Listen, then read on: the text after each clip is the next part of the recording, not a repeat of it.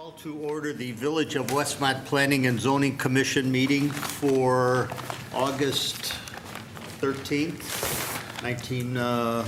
2014. What am I? I'm getting old here. May we have a roll call, please? Commissioner Fleet, Here. Commissioner Fidesco, Here. Commissioner Pill, Here. Commissioner Thomas, Commissioner Van Buren, Commissioner Anton is here, Chairman Richards. Here. We have a quorum. If you would please all rise and join me in the Pledge of Allegiance. I pledge allegiance to the flag of the United States of America and to the republic for which it stands, one nation, under God, indivisible, with liberty and justice for all. Before you all sit down, got a little housekeeping to do. Anybody who's going to give any testimony tonight, either for or against any item on the agenda, you have to be sworn in. So if you please raise your hand. I swear that any testimony I give this evening shall be the truth, the whole truth, and nothing but the truth, so help me God. Okay? I would also, when you do come up to speak, if you would sign in and announce your name at the podium.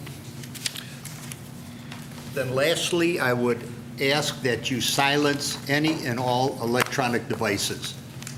The chairman gets very upset.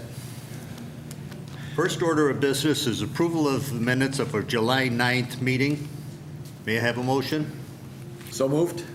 Second. Motion by Commissioner Pill, seconded by Commissioner Anton. Question on the motion? Roll call, please. Commissioner Fleet, Present. Commissioner Fidesco, Yes. Commissioner Pill, Yes. Commissioner Anton votes abstain, Chairman Richards. Yes. Okay, the minutes as presented are hereby adopted and approved. First item of business, I'm going to deviate.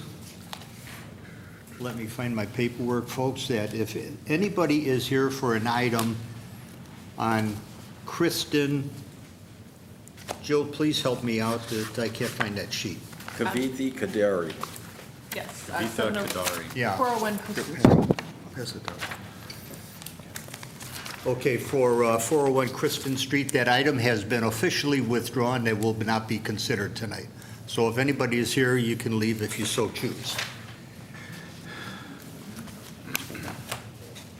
Next item on the agenda is under old business is planning and zoning item 14021, Green Healing LLC regarding the property located at 772 Burr Oak Drive for the following.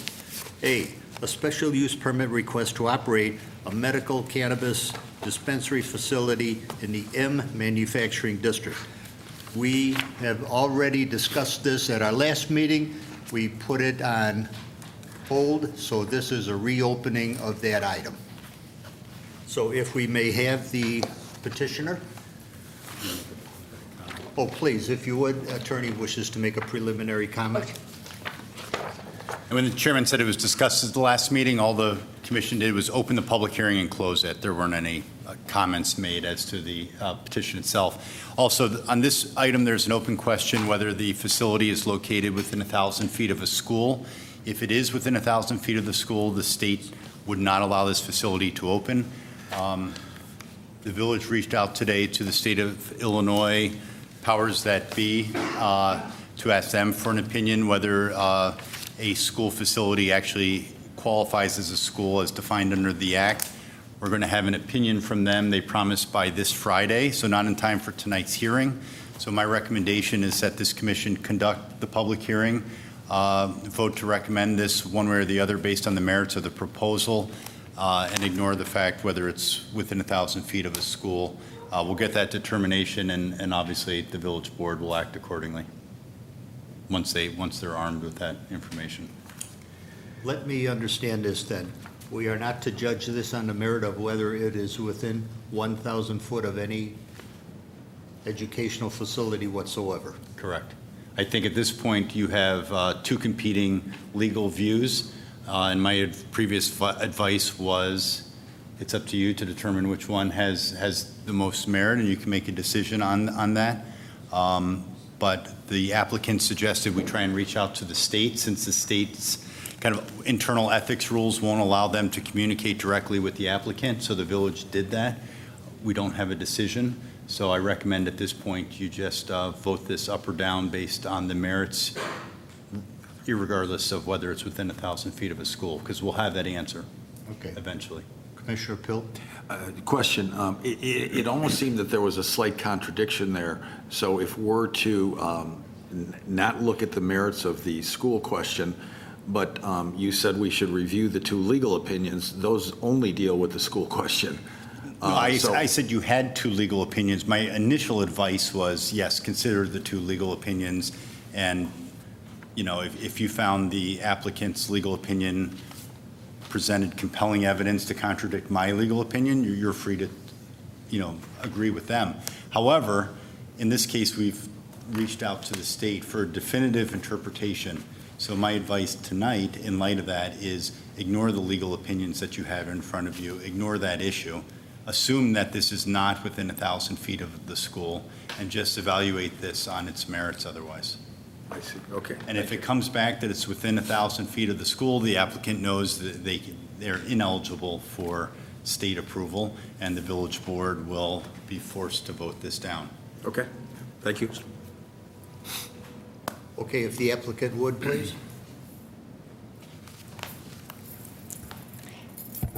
Thank you, guys, for having me. My name is Tanya Griffin. I live in Western Springs. I am a managing member of a group that is looking to apply for 2 medical cannabis cultivation licenses in Pontiac and near St. Louis, and 3 dispensary licenses, one of which would be here in Westmont. Our group is, including myself, includes the 4 Spidell brothers. They come to us from Denver, Colorado, and they have a company called The Green Solutions. They have been innovators in the medical cannabis industry since 2008.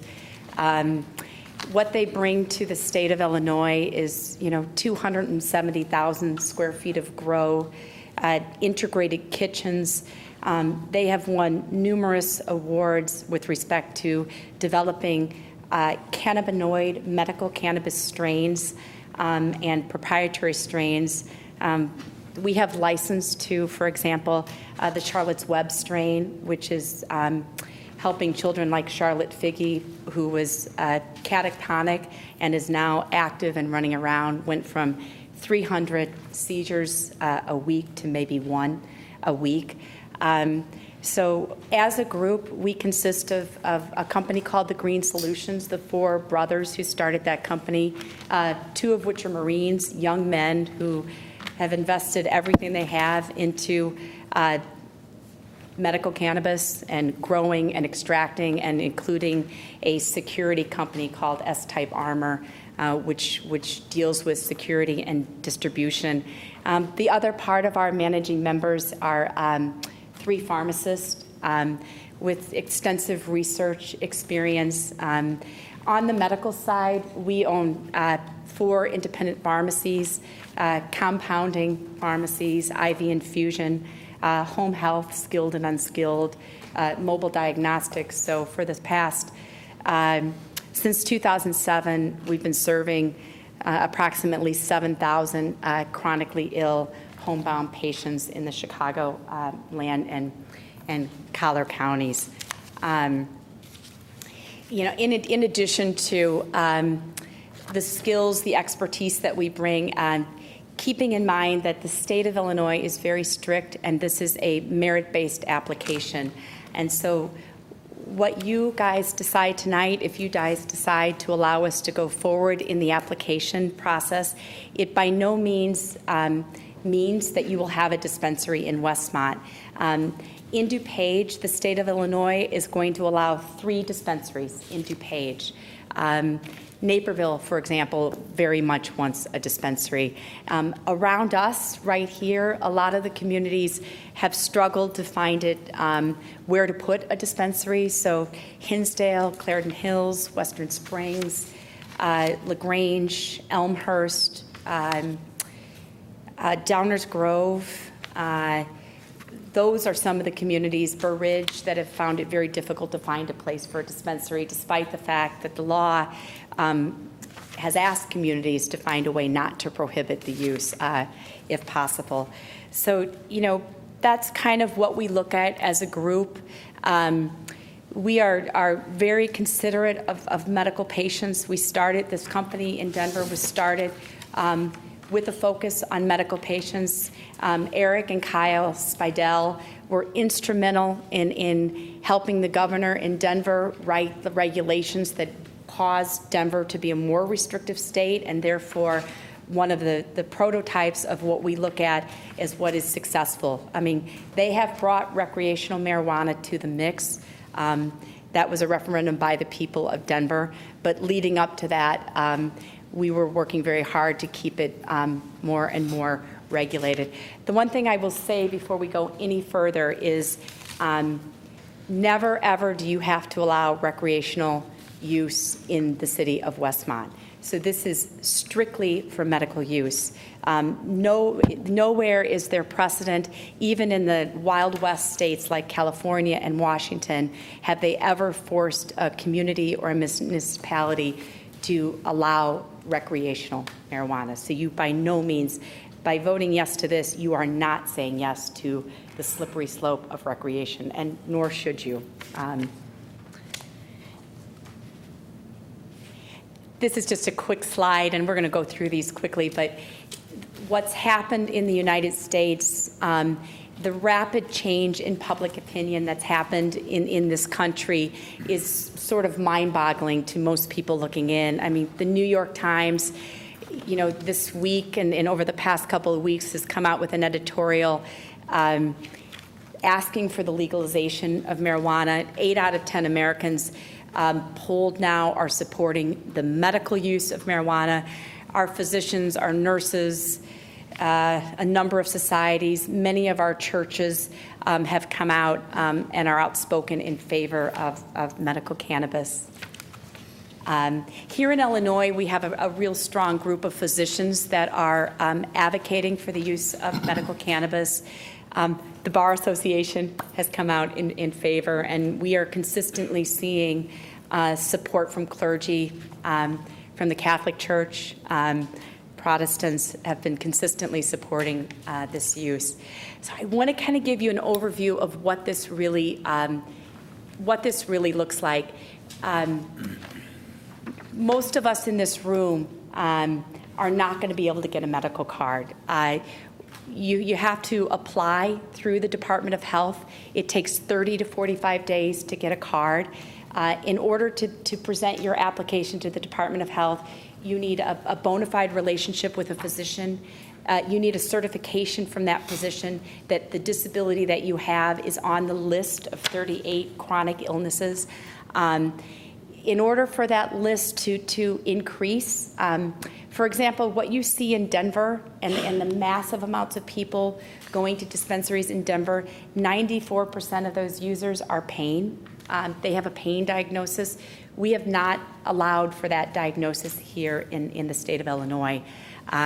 What we have done is we will allow the governor to appoint a 15-member advisory board, and those individuals, which consist of physicians and a nurse, veterans, they are going to be allowed to review twice a year in January and July applications from individuals who may have PTSD or autism or one of those diseases that have been heavily researched to apply. There'll be a 180-day waiting period, keeping in mind that we are in the midst of a 4-year pilot program. We are 1 year into this pilot program with sunset laws. So in 2018, if we don't do a top-notch job and go above and beyond the regulations that the state has issued, this pilot program will end in 2018.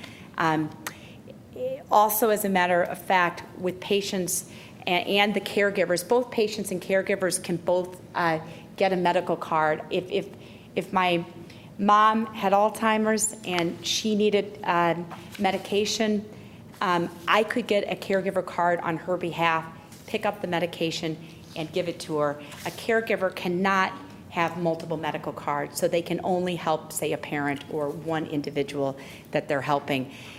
Medical cannabis is not covered by insurance. So this is absolutely all cash business.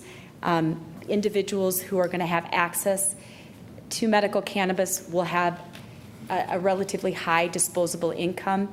As a group, we have developed programs that will help subsidize the medicine for patients who can't afford it, who have cancer or Alzheimer's, and that's going to be a need-based program, and we personally, our group will be funding that program.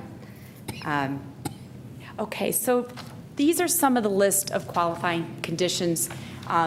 These are half of the 38 qualifying conditions. If you have known anyone who has suffered through cancer, medical cannabis can be life savings in terms of reducing the suffering. It has a number of qualities. Cannabinoids, which is different than THC, which is the component that's the psychotropic drug in the marijuana plant. Cannabinoids have amazing anti-inflammatory qualities. They're effective in reducing nausea and increasing appetite. If you have ever suffered through cancer with someone you love, you would want this for them. The other thing to keep in mind is with these patients, these are not what you see in high school. You're not using a joint or bongs or anything like that. The market has quickly shifted into 40% of the market in Denver and in states that are doing this has already shifted to the edible market. So patients are getting this in pill form, in a tincture, in a small bottle that they put under their tongue, or a candy that doesn't resemble any candy that we have on the market, or a cookie or an edible. And that's where the market is absolutely trending. It's going away from inhaling and stuff like that. When you look at some of the diseases here, when you look at Alzheimer's, Parkinson's is on the list, post-concussion syndrome. These are diseases that affect the brain. What cannabis does to the brain is it basically dramatically affects the erratic activity that's happening in the brain and helps those messages get through a little clearer. So when you look at the studies with Alzheimer's or even Parkinson's with people or shakes, what's become effective is there's this moment of lucidness, and that's how it's happening. It's just helping those synapses connect, and that's where it's helping with PTSD. When you look at veterans, the studies on PTSD are remarkable. You have individuals who are sent home with bags of Vicodin and psychotropic drugs, and what we are now finding is that cannabis can help ease that tension, keeping in mind that cannabis is not addictive and no one has ever overdosed in the history of cannabis has ever overdosed. When you look at disability, when you look at diseases like muscular dystrophy or MS, what's happening with cannabis, and we're talking about cannabinoid strains, is it's reducing the stiffness and it's kind of reversing muscle atrophy, and that's why it has application for MS, muscular dystrophy, spinal cord diseases, fibromyalgia, and also with regard to rheumatoid arthritis, which is certainly one of our biggest categories. So more people in the room will have rheumatoid arthritis probably than anything else on this list, and that's just helping with the pain and the suffering, and it's reducing inflammation. These are some of the more, these are some of the other qualifying conditions. Some of them are too long for me to say, but please notice that on this list, you do not see a football injury from high school. You're not seeing pain on this list. In order to apply and receive a medical card, you have to qualify by having a disability on this list. So this is the reason why we see cannabis sweeping the country is to a large extent, from this little girl, Charlotte Figge. So Governor Quinn and backed by Jim Durkin, and of course Lou Lane. Jim's from our district. He was primary on this bill. Senate Bill 2636 essentially has given children access to cannabis. Epileptic children, certainly, but if there is a child with leukemia or Crohn's or MS, they now have access to cannabis. Charlotte, again, who is pictured above, was having 300 grand mal seizures sometimes a day. The child was completely canatotic. They used tincture. They put it in her food or put it under her tongue twice a day. She sometimes goes a whole week without a single seizure. It's life-changing. And again, the reason why you see states adopting medical cannabis so aggressively is for this very reason. One of the reasons why I think it's very important to bring the green solutions to Illinois is there's another 4 brothers in California, the Stanley brothers, who developed the Charlotte's Web strain, which is very high in cannabinoids, that is saving the lives of these epileptic children. We have license to grow and that particular strain. Strains, like everything else, have become proprietary. So we have license and are actively growing the Charlotte's Web strain and distributing it through Colorado, and we will be bringing it to Illinois. That's probably it on that. Kind of keeping in mind what this would look like for Westmont, the communities that we would be serving who will not have a dispensary in their towns are Hinsdale, Clarendon Hills, Western Springs, LaGrange, Countryside. Elmhurst will not, they had a moratorium, they will not have a dispensary. Lombard wanted a dispensary very badly, but accidentally zoned it into their office district instead of their industrial zone, so there were no viable buildings available. Villa Park may end up with one, but it's looking like they're going to have some challenges. Oak Brook, Burr Ridge, Downers Grove, and Lyle are all surrounding communities. Downers Grove is struggling with theirs, and Burr Ridge also will not have a dispensary. Remember that these are very sick patients that we're serving. We will be working very closely, educating physicians, working with the hospitals. The fact that in Westmont here, we are located equidistant and a really easy drive to LaGrange and Hinsdale Hospital, Good Sam, Elmhurst, Edwards Hospital is very important. We're asking these sick people, what we don't want them to do is to drive into a darkly lit industrial area. What they need to be able to do is come to a place that is friendly, safe, where they're getting quality medicine, where they're getting the equivalent of a pharmacist to counsel them through their disability and what medication they need. The other space where we will be educating, and there will be a lot of back and forth, is our senior living facilities. As we get older, we get more and more disabilities on that list, and that's a group of people that could be helped with medical cannabis. So guys, this is the building. So if you don't know where the building is, it's in Ty's Warner's complex. It's one of his buildings. These are the buildings right down from Cordia. If anybody knows where it is, it's Oak Brook Commons. I did, of course, meet with and had a petition signed with all of the owners of the businesses in the complex. They all approved the use of a medical dispensary in the complex. And Jill, I think I included a signed affidavit with those individuals that do not see this use as a problem in the same complex that they are. This is an architectural drawing, but it's essentially what it illustrates is that no one without a medical card will be allowed into a dispensary. When you walk into the front door of the dispensary, it will be very upscale, and there will be an attendant, and you have to give your medical card. It's got to be verified through the state registry. You cannot enter any deeper into the building if you do not have a medical card.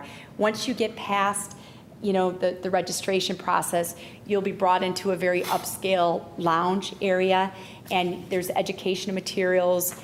You wait there until you're escorted back to a private room for counseling with what we call a bud tender. That is the language used for an individual who counsels someone in this space.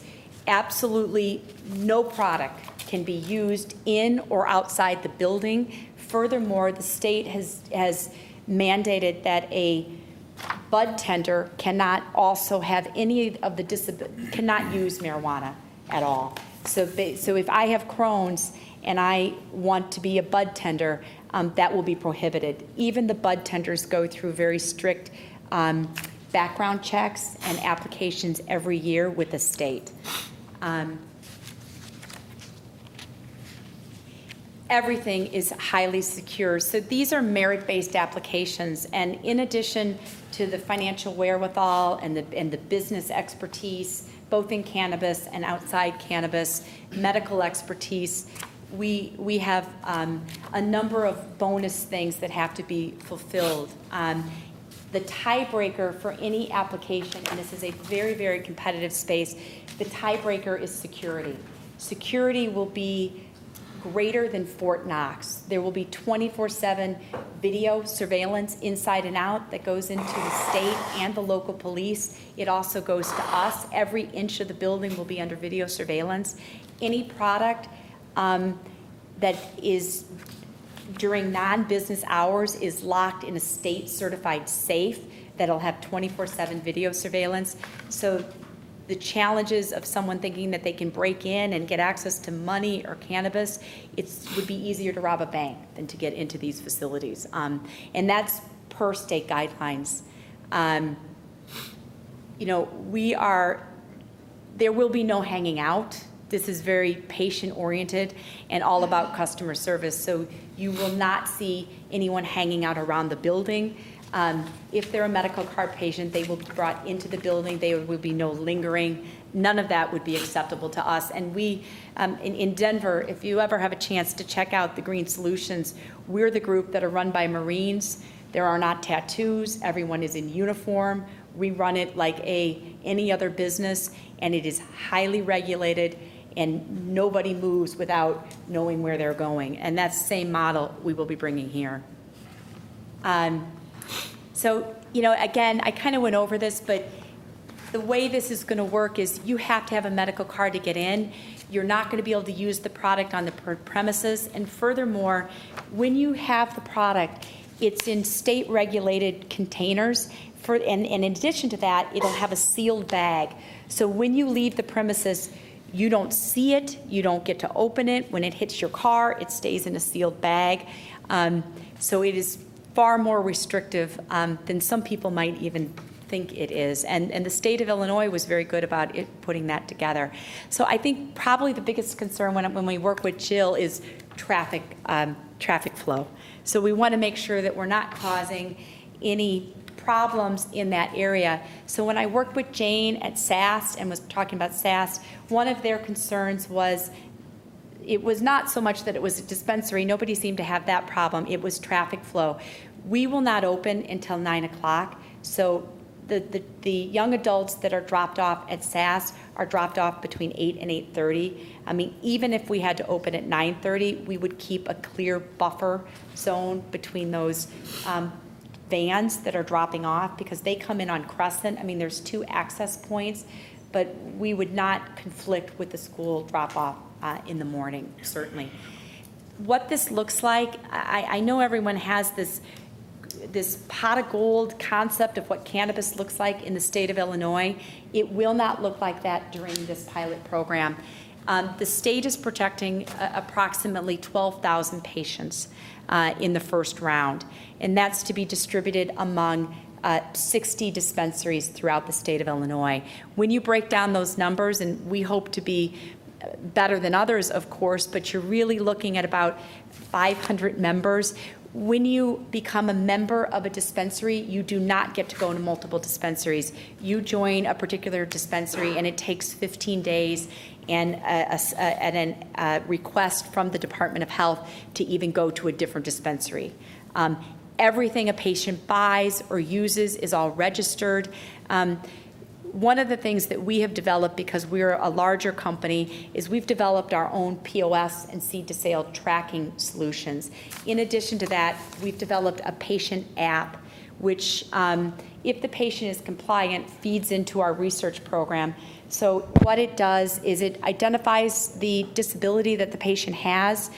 When they purchase the product, we know what strain it is, and the app allows the patient to just push a little button and communicate to us when they took the medicine, immediately with a small icon how they feel.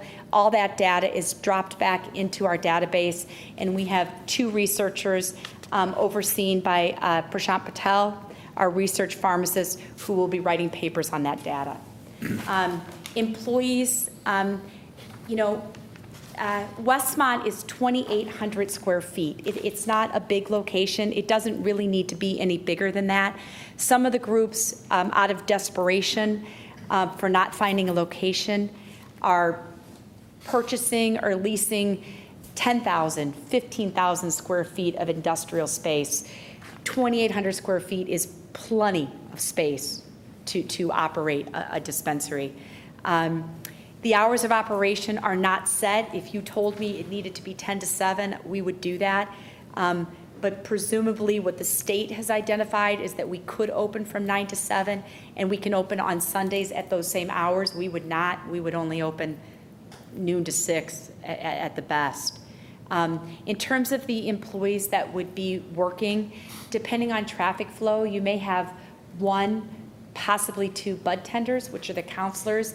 You would have a security individual who may double as the receptionist, who's checking the medical cards, and any admin personnel that we would have there. If all went well for us, and it certainly may not, and we got more than 1 dispensary, we would have employees that would be floating between dispensaries. So there would be some spillover, presumably between Forest Park and Westmont. So the advantages to Westmont, what I hope will happen, and what would be the precedent in Denver that we see, is what I hope is that when people come to the dispensary to buy their product, they will eat at our restaurants, they will shop at our stores. We know that public opinion is very, very favorable for this use. We also know that a lot of the communities have come out with a not in my town sentiment, and individuals that are very supportive of medical cannabis, and I can tell you there are many, many of those individuals. I would hope that they would appreciate that the town, I think we're called Progressive Town, right? Yeah, that's good. That the town would be appreciated for allowing this in the community. In terms of community outreach and support, please rest assured we will be very good community partners. Little things like joining the chamber or doing whatever you need, we would be very involved. The precedent for when cannabis comes to town, if you look at Oakland, California, or these kind of places, is that we uplift the neighborhood. We are not there to bring it down. We're there to bring improvements, and absolutely not the contrary. And this is very much the case. In our application, we are required to talk about our community outreach, what we will do for the community, and we intend to do that. With regard to drug abuse and prevention program, we have been working on a very strong drug abuse and prevention program. It's a kind of a 2-tier system. It's based in educating teens and others about the dangers of drug use. That's our own program. We're also partnering with High on Life, which works to educate first responders for individuals addicted to heroin, and help the police and first responders not only be educated, but help them get access to naloxone, which is the EpiPen that can save an individual's life if they're found by a first responder, by the police. And Jill, are we doing it in Westmont? Are you guys a part of that program yet? I'm not sure. But I can Okay, check on that. but it's a good program. It essentially arms our police with an EpiPen that can save the life of that individual. If we try to get them to the hospital, that's sometimes too much time. taxes. Here's the deal. The state may not be generous with taxes. I don't know if anything is going to trickle down. There's a 7% privilege tax on cultivation, and the dispensaries are taxed like a pharmacy. So this is treated like any other medicine. There's a 1% sales tax levied on all sales. I hope it trickles down here, but I haven't heard if that's going to be the case or not. And no one seems to be able to answer that question. So that's all I have. Anyone can ask me any questions. Well, before we get to you, we're going to go to the public. Oh, yeah, of course.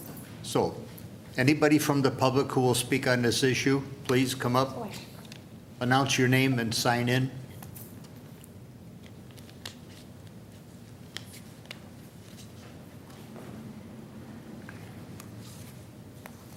Hi, I'm Debbie Mason. I live on Wilmette Avenue.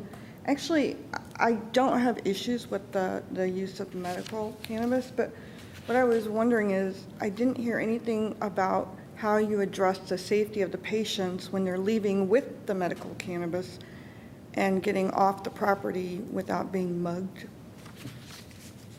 So that would be, safety after they get their Sure. product. Okay, thank you, Megan.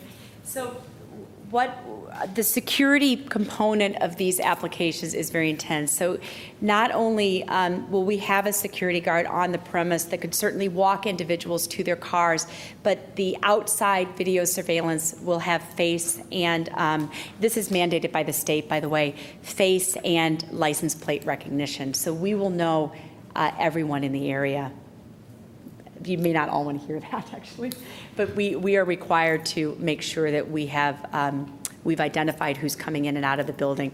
So we would make sure that anyone is leaving or coming is safe. Please, Yeah. Oh, and the amount of cannabis that you can buy is relatively small. You're not leaving with a pound or something. You're leaving with a small bag of medicine. anybody else from the public? Surely somebody must have some questions. Please, if you would, sir. I lost track. Did I swear you in? I'm sorry? Did I swear you in? No, you haven't? You have to be sworn in Okay. to give your testimony any relevance. So I swear that any testimony I give this evening shall be the truth, the whole truth, and nothing but the truth, so help me God. I do. Thank you. Just a quick question. I was wondering if the young lady knows how many people within this area and all the surrounding towns would be using this facility? Please, if you would. The home audience cannot hear you Oh, unless you're, I'm sorry, guys. unless you're speaking at the podium. Speak right to it. I don't have any real concrete numbers. What I can tell you is one of our attractions to Westmont is Aventis is building a $48 million cancer center right across from Whole Foods. We expect to draw from, for example, in the state of Illinois, there are 60,000 patients with cancer. We know, I have met probably 5 families in our area with children with epilepsy. Rheumatoid arthritis. I think the state is very cautious about this.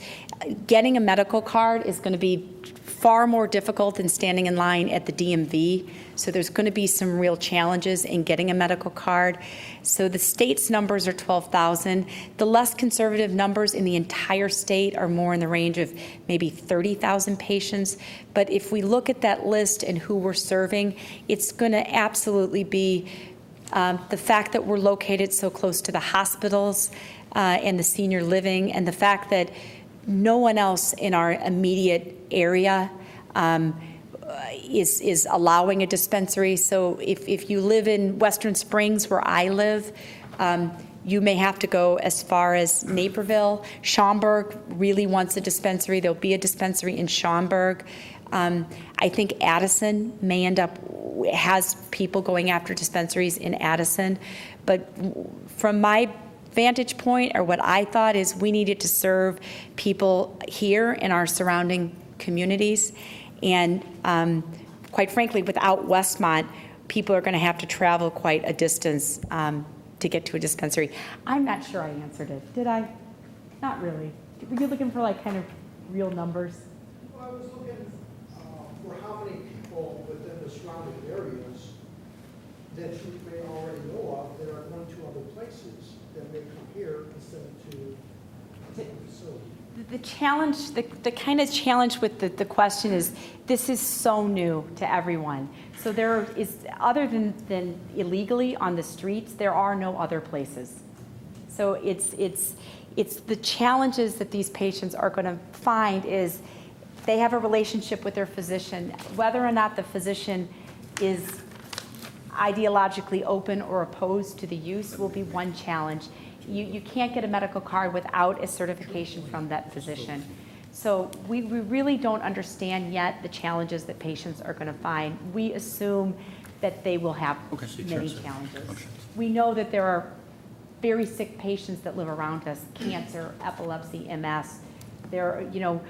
Each dispensary was designed to serve 200,000 patients, 200,000 population, if that gives you some perspective. And that's why we have 3 allotted in DuPage. So that's it. Okay.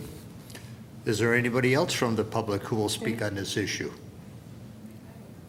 Please. Good evening. Jennifer Houchins, do I sign in here? I did swear you would, I believe. You did. I came to talk on something else, but, so I have a couple of questions. My first question, and maybe I didn't hear correctly, was that this was an all-cash business, and I've never been to a pharmacy that was an all-cash pharmacy, which makes me wonder why this is an all-cash, business. The second question that I had is about this medical card that you get, and maybe I didn't understand this correctly either, but it seems like you don't actually need a prescription from a doctor to get this. All you need is a diagnosis of one of 38 things, including like fibromyalgia or RSD. And if you have that diagnosis, you can go to the state and request a card, whether or not a doctor recommends or thinks you should have this or not. And so I'm not sure if I understood those correctly, so I'd like clarification on that. Jesus, sign in. Oh, Miss, Yes. I didn't see you sign I in. didn't sign. Please. Gotcha. So none of us have You signed. almost got away from it. Nobody has signed it.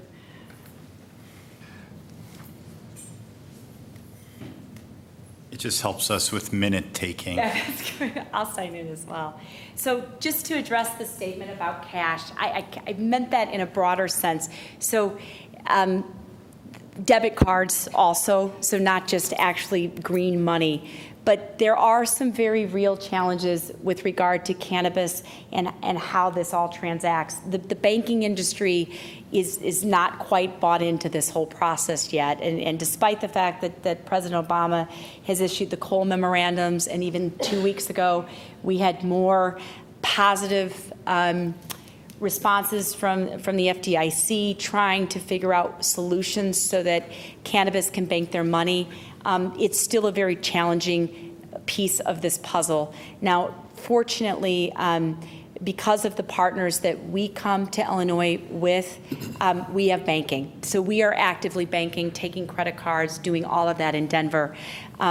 We have a very good attorney on our team who has been working for the last year and a half to write policies and procedures to help banks respond to the Cole memorandums. So it appears that we also have a bank here in Illinois.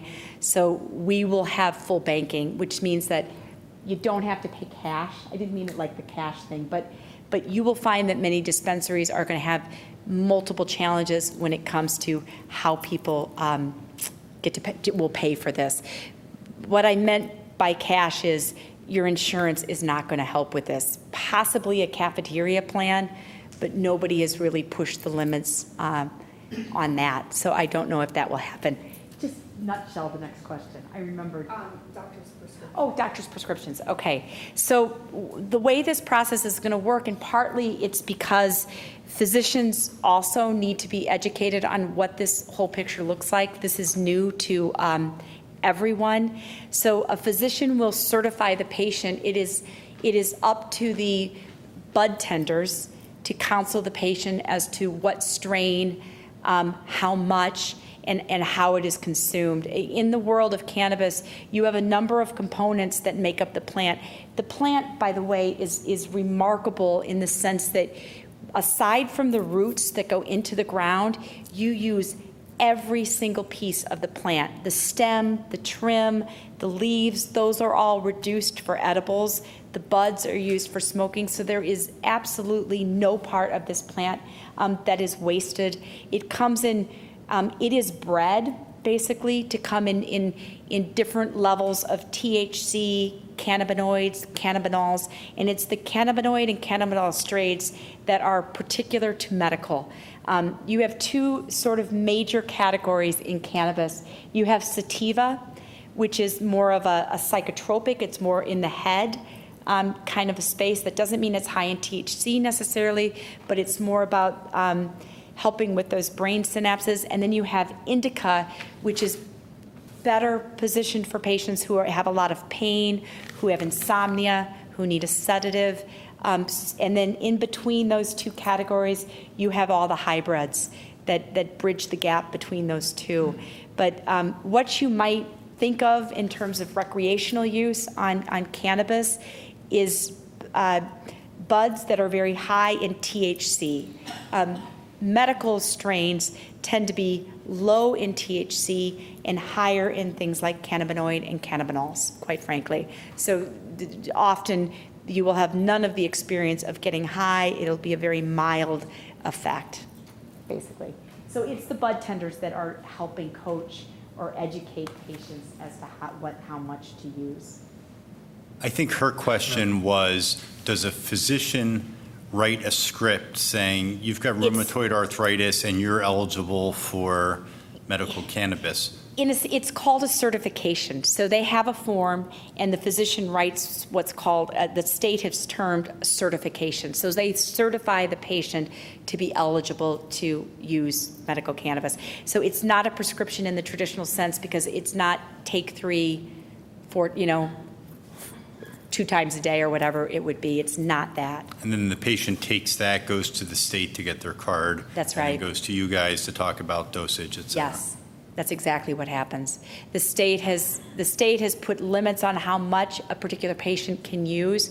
So the rule is 2.5 ounces every 2 weeks. That's the maximum. That doesn't mean a patient has to buy that, obviously. They could buy very small amounts, but that's the limit the state has kind of put together.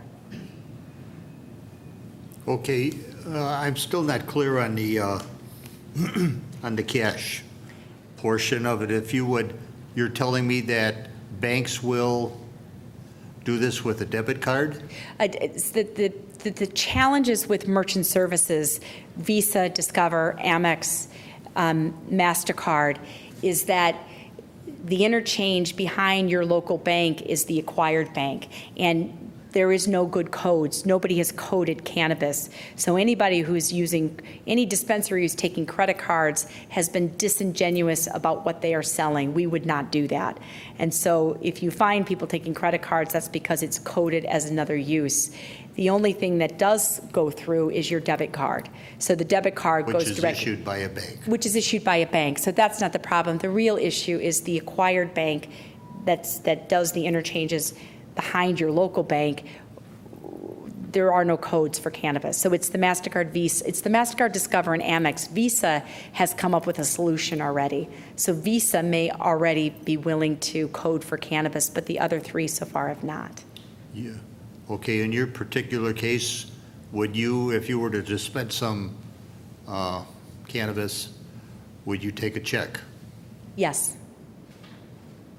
I believe we will take a check. That's a good question. I believe we will take a check. It would probably have to be, we would use the system to make sure that it wouldn't bounce, but the answer is yes to the check.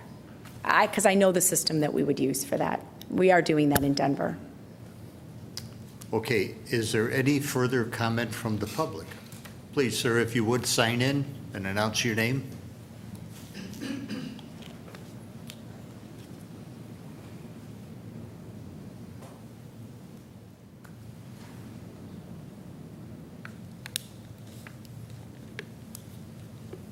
Good evening, Steve Heil from Westmont.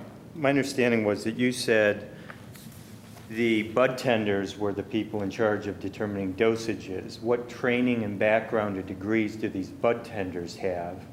And how do they know about the medical diagnoses that the patient comes in with? And secondly, have there been any statistics done on crime rates and increase in crime rates in the area of the dispensaries that have opened? So what we are doing from the vantage point of the Green Solutions is we have developed a couple of solutions for training our bud tenders. One, they will go to Denver and train on premise at one of our 7 dispensaries. We are fortunate to have a strong medical team, the medical director in anesthesiology at Rush Hospital, 3 pharmacists. So we have also developed, some of these are not completed, we're really working hard on this right now, these really interactive training modules where it's a combination of video instruction and state rules and protocols that are all in this called Mind Flash. So our bud tenders daily log into their computer and do a quiz and have to sort of consume the information that we put for them. And we are actively writing those modules, and it's our medical team that is very much behind that, coupled with the Green Solutions. So unlike a lot of the other groups, we do have deep experience in the cannabis dispensing, and we are using that information and education to create really, really impressive training modules for our bud tenders. By the way, just to tell you what a bud tender kind of looks like, they don't make a lot of money. It's around $15 an hour, so it's probably equivalent to a Starbucks. But the quality of people that you get, to me, is mind-blowing. Master's degree in education, the people that want to work in this industry, we have a lot to choose from. They tend to be very bright, very compassionate, and very, really interested in working and helping these patients. So we are very fortunate to get a very bright pool of people that want to work in this industry. All supervised, by the way, by pharmacists. So we have 3 pharmacists on our management team. Would you address his questions as per crime? Here in Illinois, we have no precedent, but I can tell you that in Denver, even after rec came online last year, public opinion went up. If you've ever been to, and Denver's the one place that I have sort of commuted back and forth to, not a lot of police presence. We haven't seen any major traffic, just as a whole, in a state that has undergone this process. We're not seeing traffic fatalities. We're not seeing increases in DUIs. The studies are shown, and studies can be taken with a grain of salt. They're showing a decrease in teen use, not an increase in teen use of marijuana. I'm always careful with these kind of statistics because I can take them to be in my best interest and spin them the way I want. But if we look at a model in Denver, Denver is a model that's working. We are not seeing increases in crime. We are not seeing any dramatic increase, as you certainly would with alcohol, with DUIs, and we are not seeing an increase in teen use. And those are the main predictors, the qualifiers, as far as I'm concerned. Yes. Follow-up? Yes. Going back to the bud tenders. Right. My understanding is that these bud tenders who are in charge of determining the dosages of the cannabis given to patients with serious disabling diseases are not medical doctors, are not pharmacists, receive their training off a program that you write and that they review on their computer and take quizzes on. Right. And they make about $15 an hour. Right. And that is what the state has put together. I mean, we do have pharmacists, but that is not what the state of Illinois has recommended for this program.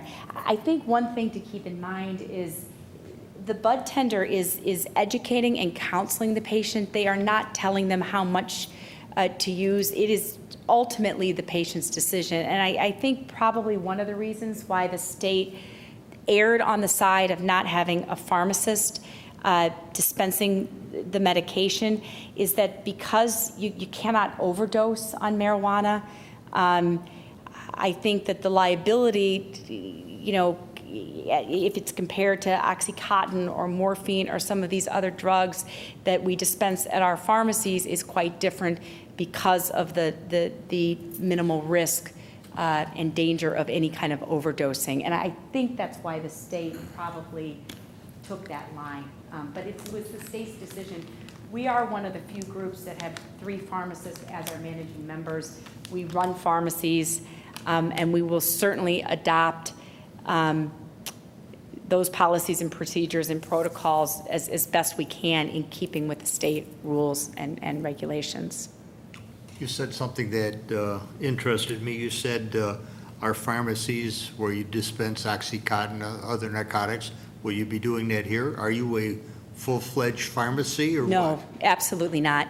So a dispensary cannot be affiliated in the same premises with a pharmacy. So the only thing being sold from a dispensary is the product. It's a derivative of a cannabis product. All right. And the other thing that would be sold is the paraphernalia. So if there was a vapor pen or the cookies or the edibles, those would all be sold, but no unrelated items. Certainly no prescription medication would be sold. Okay. Any further comments from the public? No questions? Okay, we're going to close the public comment. John, lead us in. All right.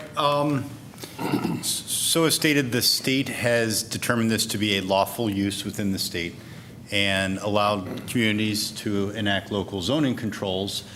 What a community like Westmont can't do is prohibit this use outright. That would be exclusionary zoning. So if an applicant came in and said, I wanted to open a dispensary somewhere in town, I'd like you to consider rezoning, and the village refused to do so unreasonably, the village could be liable and they could be allowed to open by the courts at that location. So the village was proactive in saying there's a state law that allows this, it's a lawful use, let's find a place that's appropriate for it to be located. And with this commission's help, that was deemed to be in a manufacturing district. So now we have our first application. This is a special use, so you view it like any other special use. You look at whether this use at this particular location will have any unique or adverse impacts on the public health, safety, welfare, or surrounding properties compared to this use at some other location within the zoning district. So really the emphasis should be, what is it about this use at this location that causes you any heartache or doesn't cause you any heartache?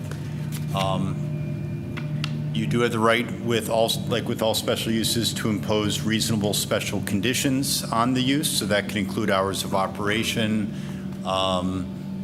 additional safety features, although I think they have that covered. One thing that you may want to consider, this is a pilot program for the state for 4 years. This is untested in the state. I've never been a proponent of sunset clauses for special uses because I think if it's a lawful business and the owner is making an investment in the business, it's not necessarily local government's job to say this use will expire in 5 years or 10 years unless it's a really unique circumstance. This is potentially a unique circumstance where you may want to consider a sunset clause, and after the state pilot program expires or some other time period that you think is relevant, their special use would expire, the applicant would have to come back and reapply, and of course if there are no problems, they'd have the best legal case in the world that their use should be renewed. But if there are problems, whether it's traffic or crime or whatever, you could say, hey, we've analyzed the circumstances. We don't think this is a proper use, at least at this location. So that's an option to consider. Yeah, I guess that's all I have for now. Jill? Nothing in addition to John's comments? Nothing? Okay. Oh, I guess we should get brief comments from the applicant. One of the findings of fact is what impact this use may have on surrounding properties. And you commented that you had a signed petition from the other tenants or users of this area. But can you briefly, and you kind of talked on traffic, and you talked about hours of operation, no odors or adverse noise or vibration or anything like that will emanate from this facility? Noise, certainly not. Everything is sealed, so I don't see any issue with odors. On the cultivation side, I could not say the same. But on the dispensary side, you're not going to find any adverse odors. It's pretty low-key, so I don't perceive any noise. What was the traffic flow was the other one? I think you addressed the amount of traffic per day that was estimated. Yeah. Yeah, I mean, there was some commentary in the newspapers about the Denver industrial areas where they have multiple dispensaries up and down the various blocks that you can kind of smell it in the air. But Yes, yeah. coming from the dispensaries themselves, not as much from people smoking, I don't know if this standalone facility would result in odor or not. What the experience is in Denver, Denver is very different structure than us in that Denver, the cultivation and the dispensaries are typically together in Denver. And that's how that program started out. So in Denver, the way it worked is if I had a medical card, I would issue or give a dispensary the right to grow my 12 plants. And so the way Denver started is most of those dispensaries have about 3,000 to 7,000 square foot in the back where they're growing product, and that's where the smell is coming from. I don't perceive any smell at all coming out of actually, I can tell you for sure because everything is sealed and wrapped. Even when it goes to the consumer, it comes out of a sealed package. You're not going to have any adverse smells out of a dispensary. I guess my final question is, the state law includes a ban on these dispensaries within 1,000 feet of a school. Right. Do you know why they enacted that ban? The reason for the law is we want to keep it away from minor children, quite frankly. I mean, I have 4 kids. I like that law. So I think it's the idea behind it was to keep some distance away from minor children, I think. And I think there's a huge learning curve here. We know where the federal government still stands on cannabis. So I think the federal government also was pretty steadfast in keeping it away from schools. We have drug-free zones around schools for a reason, and I think this falls in that category, certainly. So, comment for the commissioners, the SACID school, which is mentioned in my letter, generally serves children or young adults ages, like 18 to 21 or 22? 18 to 26. Or 26. It's post-secondary transition program for. Right, and we can agree to disagree, but Yeah. to the extent, you still say, all right, that may not be a school under the definition of the school code, but you still have a concern about this facility being close to a transitional / vocational school of any sort, that still potentially could be a legitimate concern, something to take into account. But that is also to be determined for us by the state. Right. Correct. Okay. They're going to get back to us by Friday about their final determination. Okay, very good. I do have one question for Yes. the other commissioners. I want to jump in. Then you are very strongly in favor of the 1,000-foot radius from the school to keep the product away from minor children. I don't know if I have that strong of opinion. I certainly I certainly accept it. I think that I probably would like to see it 500 feet because what we have seen in the state of Illinois is that we will not get the 60 dispensaries. It will go into round 2 so that the city of Chicago has locked up for all intensive purposes. And that rule, as the bird flies, of 1,000 feet has, for all intensive purposes, has prohibited a dispensary from opening in most communities.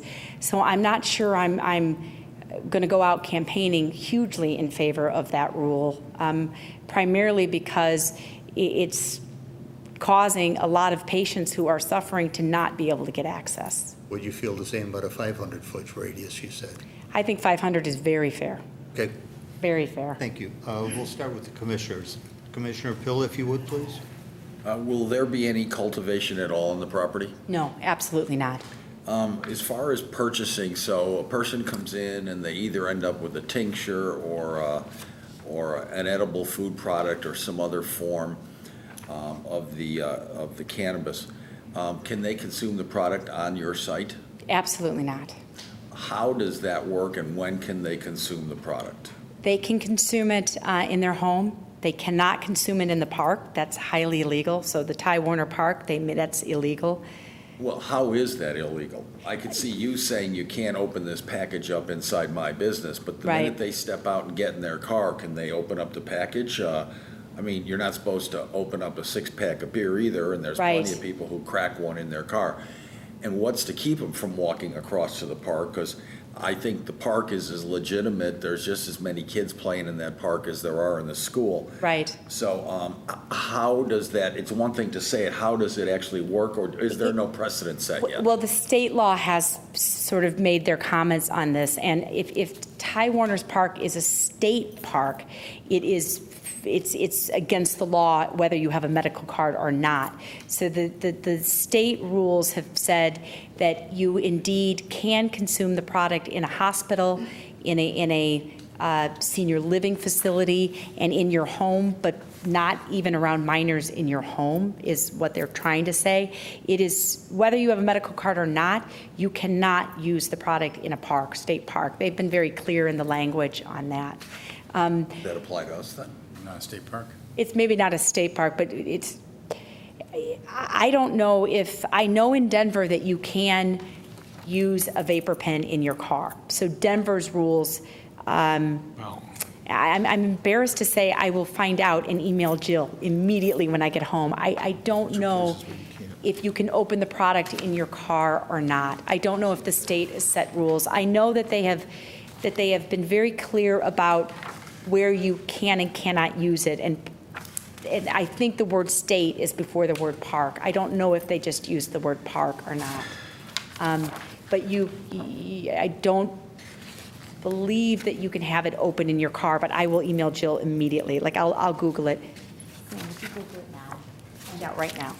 We'll find out right now. Okay. I was unclear a little bit with regard to payment. So I understand the situation where federal law still outlaws marijuana. That's put a crimp in the banking system from accepting payment because they would be in violation of RICO acts and other things of that nature. Right. But I seem to hear you say that we will be accepting credit cards. Then I thought I heard you say we won't be, but Visa just passed it, so we might be in. So if you open tomorrow, how am I paying for this? A debit card, and at the moment in Denver, with the Green Solutions, we are taking Visa. So we have got a code for Visa, not MasterCard, Discover, and Amex. So Visa's giving you a correct code? A correct It's not one code. that you've made up? No, yeah, everything is, yes, a correct code. So if we opened tomorrow in Westmont, a patient could, I can guarantee that a patient can pay with a debit card and/or check. Whether or not we accept Visa at the beginning will be contingent on merchant services and how they function, but we will be able to take debit cards, for sure. I understand that, and I understand that that's not your doing. I understand Yeah. how that works. I had the pleasure or privilege of hearing you speak previously on this, and there was something that you brought up that you did not discuss tonight, and I'd like to address that with you because it was something that was surprising to me, was the relative cost of this product. You said that, if my memory is correct, that they were going to compete with street pricing, which would put it in the $450 an ounce rate. And with a cash business that seemed, and no insurance coverage, That seems to, and you alluded to the fact that this is going to be for people who have some economic means earlier in your presentation, but is that pricing accurate still? And then it would seem that almost is like a license for crime with those kind of pricing, and at least up till now, more of a cash type of business. I think the credit cards will solve some of that, but. Right.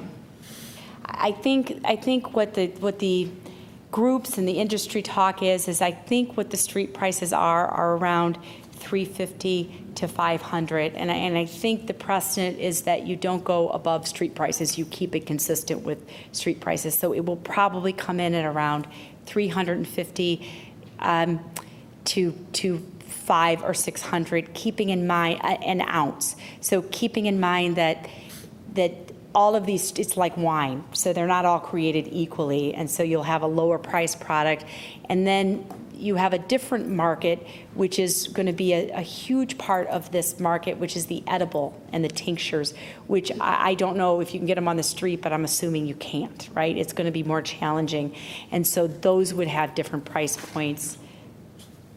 You know, they would have varying price points, so I think you'd see a combination of that. And the rule of thumb to follow on this is that there's up to 2.5 ounces per 2-week period That's allowed by right. state law. Right. So conceivably, a little over $1,000.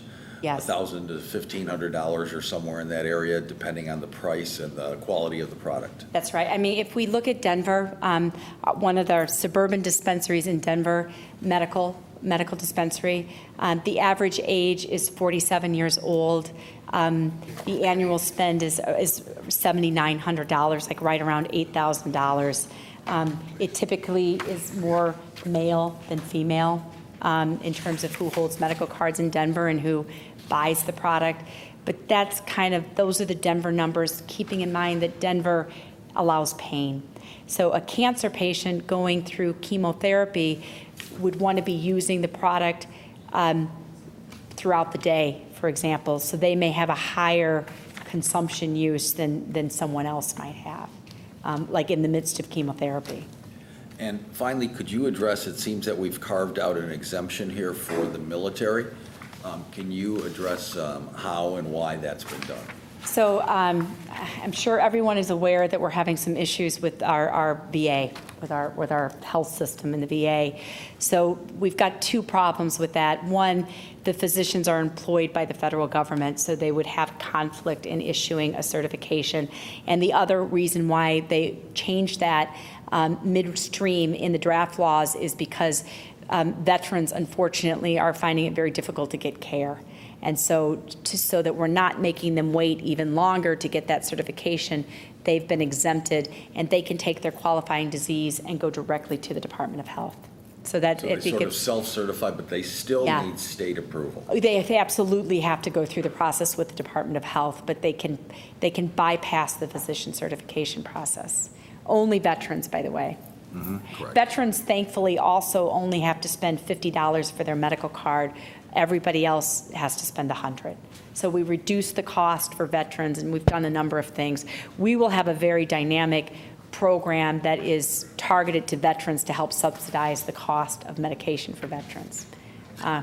You mentioned three potential dispensary facilities for your group. Could you share with us where the other two might be? Yeah, so one is in Forest Park on Roosevelt Road, kind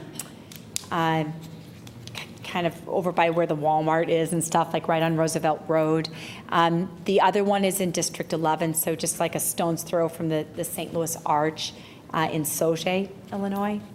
We're also applying for cultivation in Sauget, so it would be two. And District 11 gets 2 dispensaries.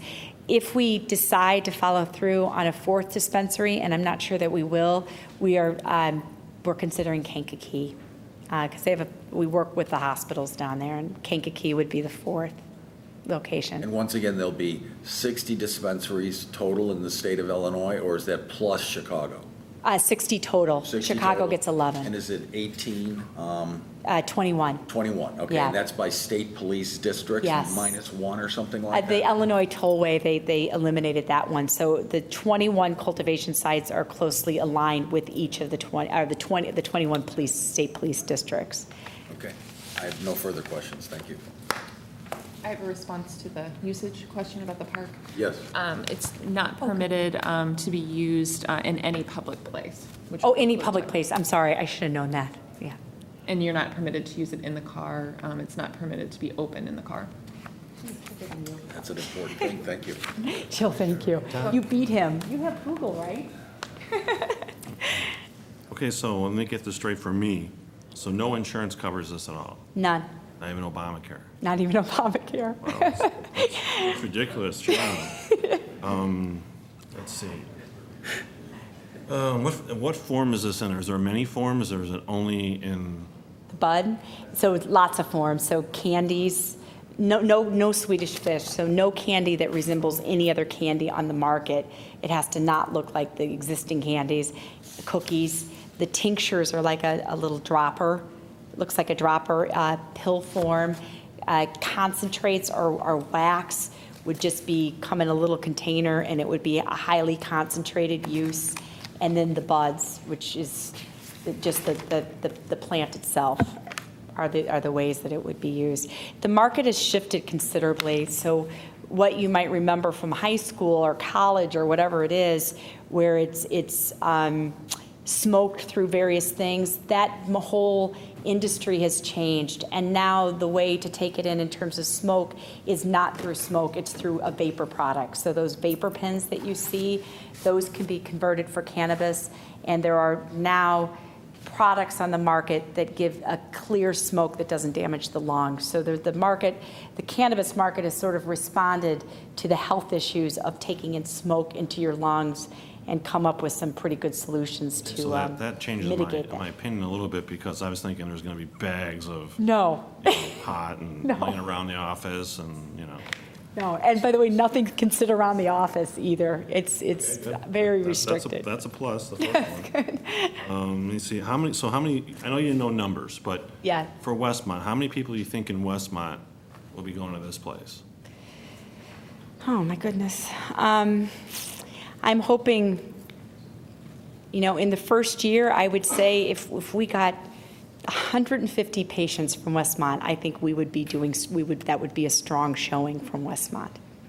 I would hope for more, but the numbers don't suggest more. Well, I'm only asking because you say it's a higher-end user. Yes. So I can't see why, like Hinsdale, Oak Brook, where the higher-end users might be, won't have them in their towns. Yeah, Or won't have this in their town. Yeah, why wouldn't they have it in their town? Most communities, like Westmont, have decided that it needs to go to an industrial area. And so when you have a smaller town like Western Springs or Hinsdale or Clarendon Hills, nothing meets that darn 1,000 feet as the bird flies from a school. So even if they wanted it there, and my presumption is they may not want it there, just because it's so new. Oftentimes, the residents and the schools are so compacted in those towns that there's no viable space. By the way, the 772 Burr Oak Drive is probably the only space in Westmont that works. So there is no other building in here in town that I think, Jill could probably attest to that, but we looked hard, and there aren't a lot of places that this works. I know that staff drew some concentric circles from Yes. every known school to find out whether we had enough usable area in the manufacturing district so that this would not be viewed as Prohibited. exclusionary zoning. And I think the conclusion was, yes, there is enough usable area. You can find some spaces, and you've obviously found one. Right. Maybe. Maybe. A big maybe. And you say the security was forced, or is put upon you by the state of Illinois. So if the state didn't do it, would you still have that kind of security? Do you Yes, feel like you need that? we do it now.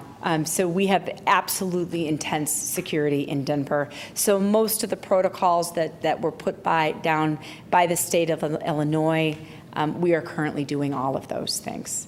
The one thing that's different is the state of Illinois is requiring 60 hours of video storage, which is front and back, so the storage space for the amount of storage we have is going to be an enormous challenge that I'm not sure they considered. So that's less in Denver. But aside from that, I think the state of Illinois adopted many of their rules from Denver, their security Was rules. that 60 hours or 60 days? Is it days or hours, Sam? There's a big It's difference. days. We have to keep it for 60 days. And we have video everywhere, so one facility could have 30. 60 hours wouldn't take much. No, it's 60 days of store. I know that our IT guys, their heads are spinning, so whatever it means we are finding some major challenges in how to store all that data. It's a lot of it. You guys seem like nice people. Right. I gotta say, I don't know a ton about this. My wife, in fact, died of cancer, so I'm all for this kind of stuff, but I have a problem with values being put on there by street values. I have a problem with, I don't know, I just have a problem with the 1,000-foot thing. I know I'm not supposed to, but my kid plays in that park. Also, other towns wouldn't have it, so I'm wondering why they won't have it, and how convenient it is that they don't have the space for it. I don't know, all the security makes me a little nervous, and there's no taxes in it either for us, 1%. Everybody's making money on it but us, and we take a risk, and our cops would have to keep an eye on this. Well, that 1% is, that's a state tax. We don't see any of that. Oh, good, so, It's like a pharmacy use. So you don't, unless a pharmacy is selling normal retail products, you don't get sales tax on sale of drugs by a pharmacy. This is similar in that sense, I guess. I will say this about the school. This use, for purposes of tonight, you're not going to exclude this use because of its location nearby the SACID school. But you still, I think, can take that in consideration when you consider, will this have an impact on the public health, safety, and welfare? While it may not be a school for minors, it is a school for development, if you agree with your Yeah. definition, a kind of a post-secondary vocational type training school for children, older children with disabilities. It's still something to take into account. I get that. I'm looking at the risk reward part of it, and it's a new program, and I get it, that's great. But maybe someone else should try it, some other community should try it first, and if it's great, and it works out, the first 10 of them or 15 of them that go in, or 30 of them, maybe they can come back here and show us that it's safe, it's working out. I don't know if I want to be a guinea pig for something like this. That's all I got. Commissioner Fidesco? You mentioned that your service range is approximately 200,000 people. Do you know the percentages? I mean, equate that to something in Denver that you already know Yeah. about, because Yeah. you service areas out there. What percentage of, say, your 200,000 base is Yeah, going to be serviced by, That would actually, because Yeah. I think the number that's being floated around is around 5% of that 200,000. Or is it, yeah, it's around 5% is maybe the long-term goal, what we see out of someplace like Denver. Again, the challenges in the state of Illinois are very different because of our very tightly controlled disabilities. So when we look at the Denver numbers, we are including pain, which is 94% of users. And because we don't allow that, now we're asking very sick patients to get a medical card. So the state's kind of throwing that number at 12,000. Many of the groups are coming out at a more of a 30,000 person number, but then that's tied up against our 13 million people. So that gives you what the state is predicting on the first round. A lot of this remains to be seen. We got to see how quickly we can educate doctors and how fast the Department of Health reacts to patient applications. Okay, I have a question regarding your specific business in Colorado, because you are a medical dispensary in Colorado. Do you also have dispensaries for the legal Yes, use? You do have that? we do. We have rec as well. Is that under a separate LLC or corporation? Or No, is it under falls the under, same? and the way it works in Denver is it doesn't fall under a separate company. The company that was originally put together is the Green Solutions Alternative Medicine. When REC came online last year, Not all of the dispensaries have converted to rec, but many of them are. And the way it works in Denver is you literally walk into a dispensary and there is an imaginary line.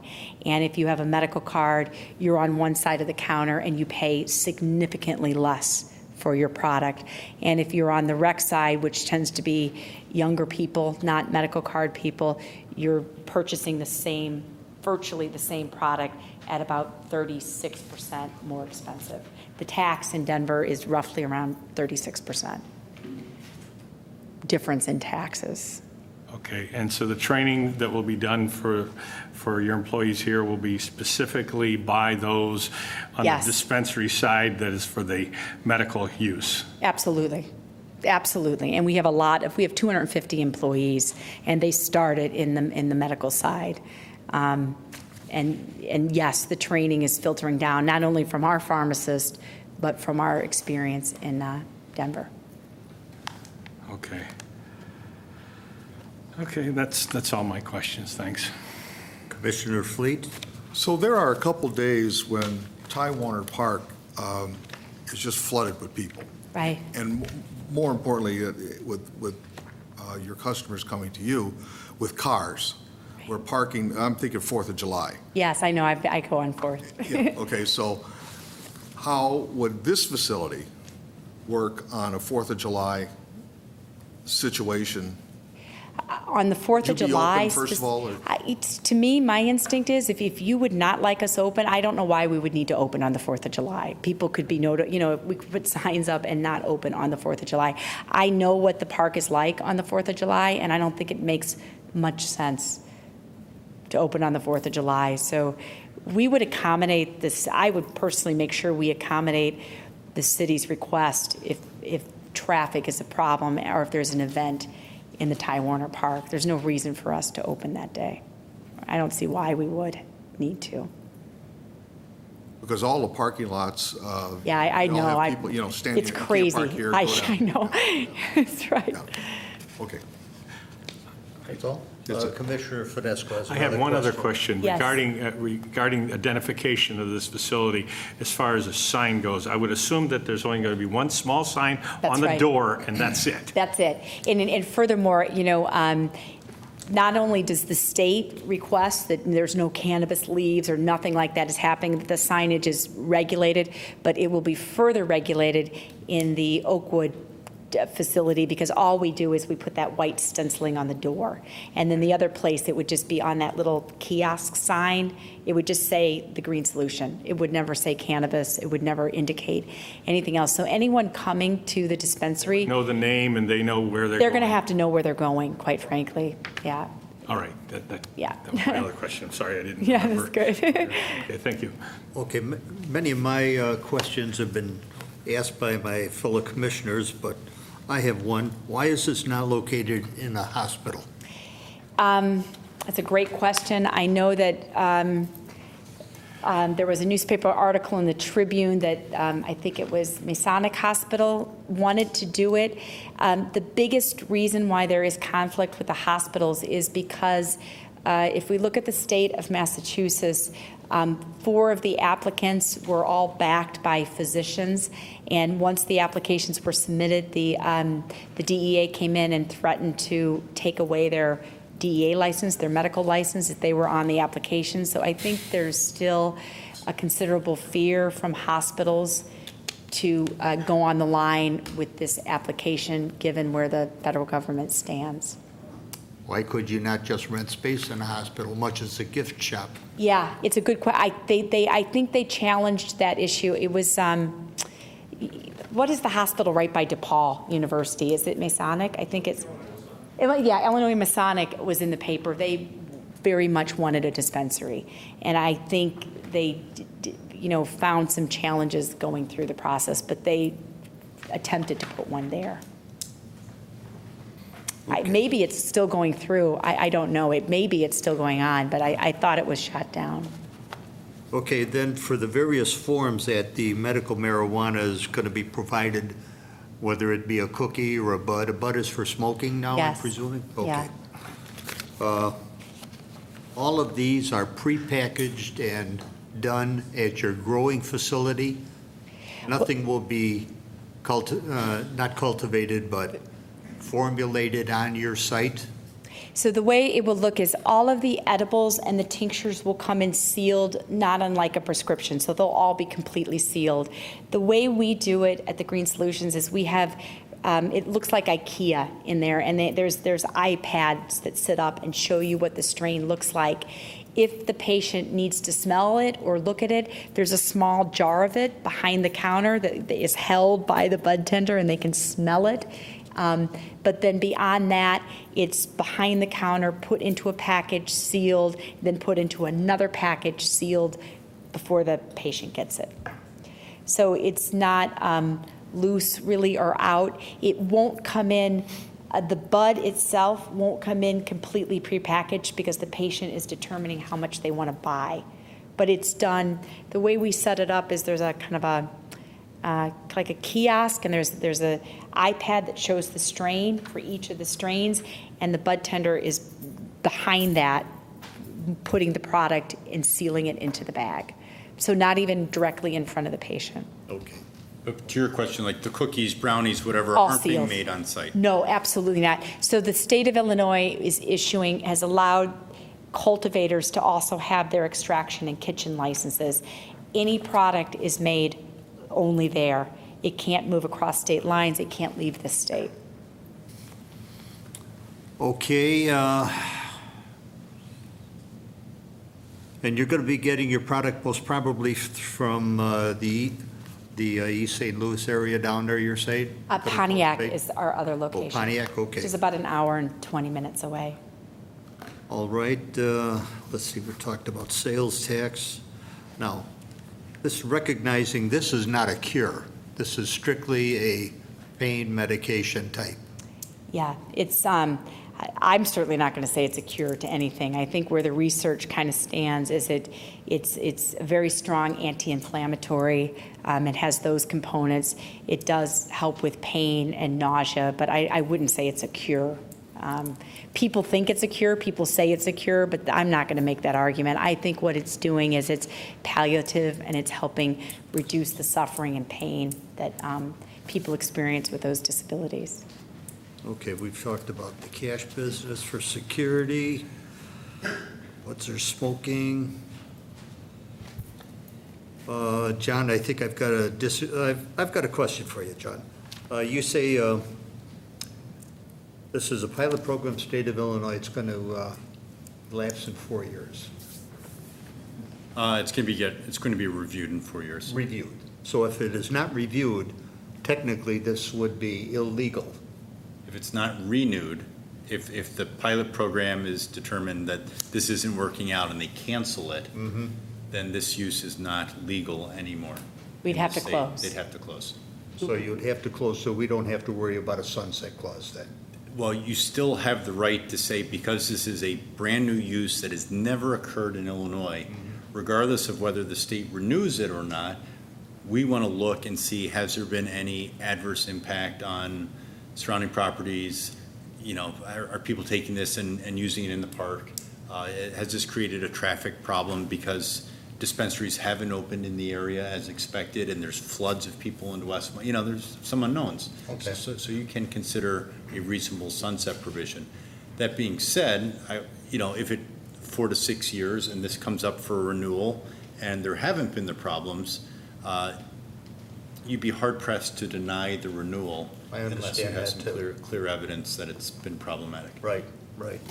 Okay, I still have more questions, but let's kick this around with the commissioners. How would you feel, how would the fellow commissioners feel about a sunset clause? That's something we can add as a special condition. I've got a list of some proposed special conditions that you can. Then we'll review them when I'm done, okay? Okay, yeah, I'm sorry. No. But I mean, yeah, because I want you to help us through this. Okay.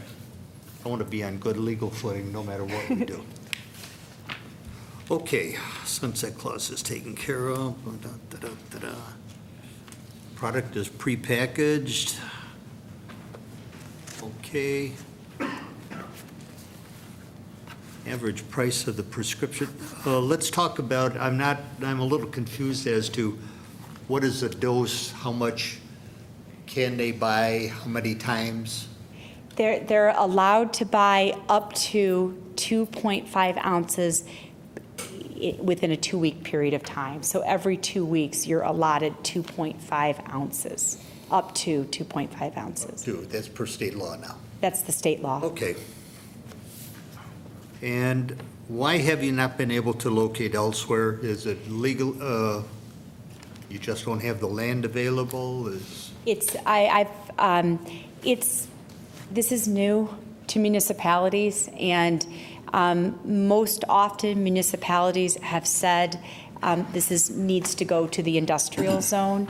And what happens when you get into an industrial zone is there's often no viable buildings that work. So in order to make it through the application process, for example, we have to have a backloading dock. So the building at 772 Burr Oak Drive facilitates that. Not every community has the opportunity that Westmont has in terms of having a backloading dock.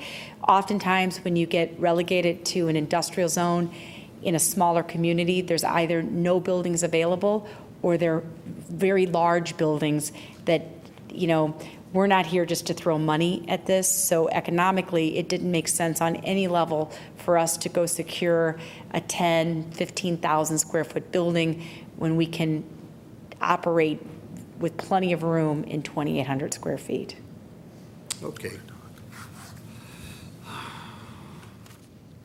Again, let's touch base with one more is you had talked about the access availability or close to minors. Right. Do you mean the Senate Bill 2636? I'm sorry. Not that so much, but even just locating it to where minors are present. Now, you said before when I asked you, you thought the 1,000-foot is a bit restrictive, but you feel very strongly about the 500-foot. I think that's very fair, quite Yes. frankly. Okay. I think that's. I would put it to you that your proximity to Ty Warner Park would preclude us recommending that you go into 772. I think I see some good medical reasons why you should exist somewhere. Mm-hmm.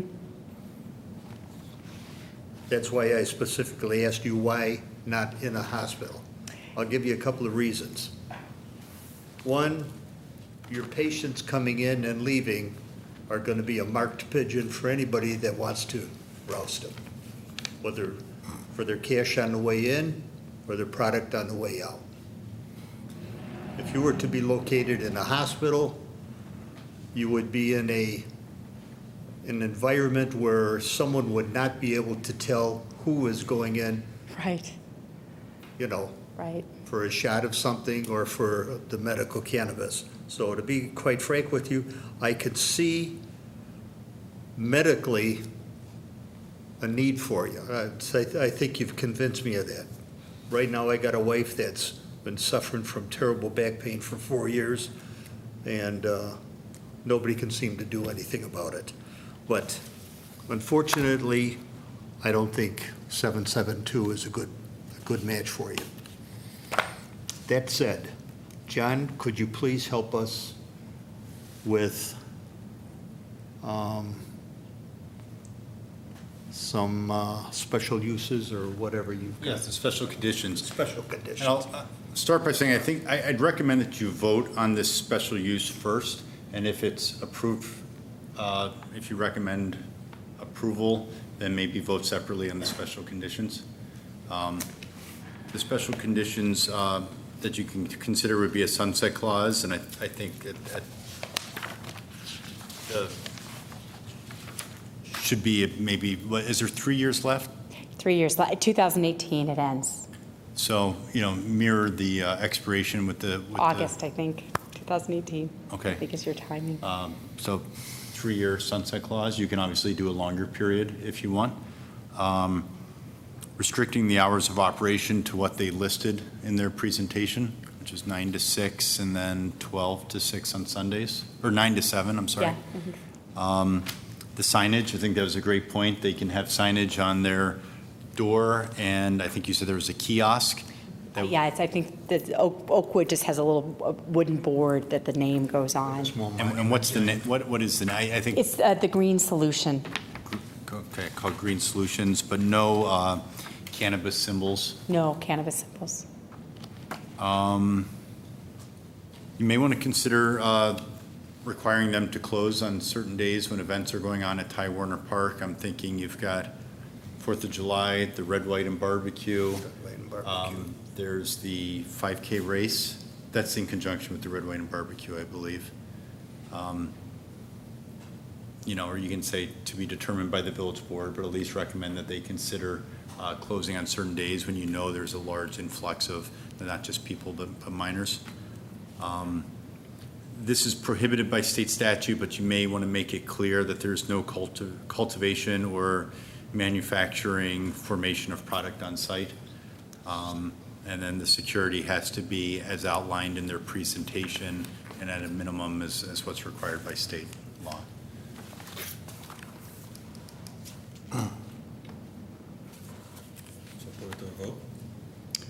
I think that would be a very good idea. I like everything you've alluded to there, and that would be in conjunction with our findings of fact here for the 6 criteria that we have.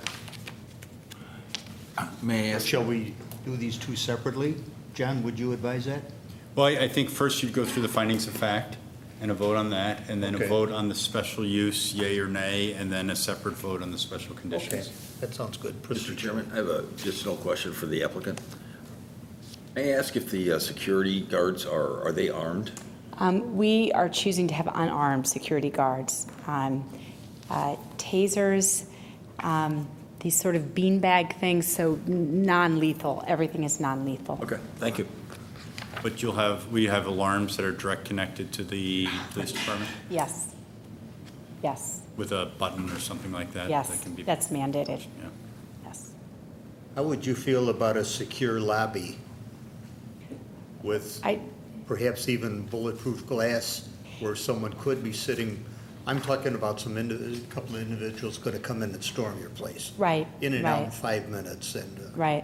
So that first room that you go in to do your medical card, the state has demanded that we have bulletproof glass in that first window, and it is all locked down. So you can't get into that inner lounge area without getting through that first little waiting area where you show your medical card. So the state has already seen to that being bulletproof glass in that window. so they finally did something right. Yeah. Yeah, they have determined that. Right.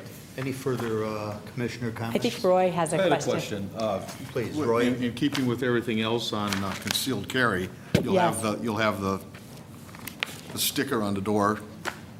Yes, I personally, yes, of no weapons in the play, absolutely. I would hope that, you I mean, know, not that'll stop anybody from doing Right. it, but at least those of us who pay attention to it will.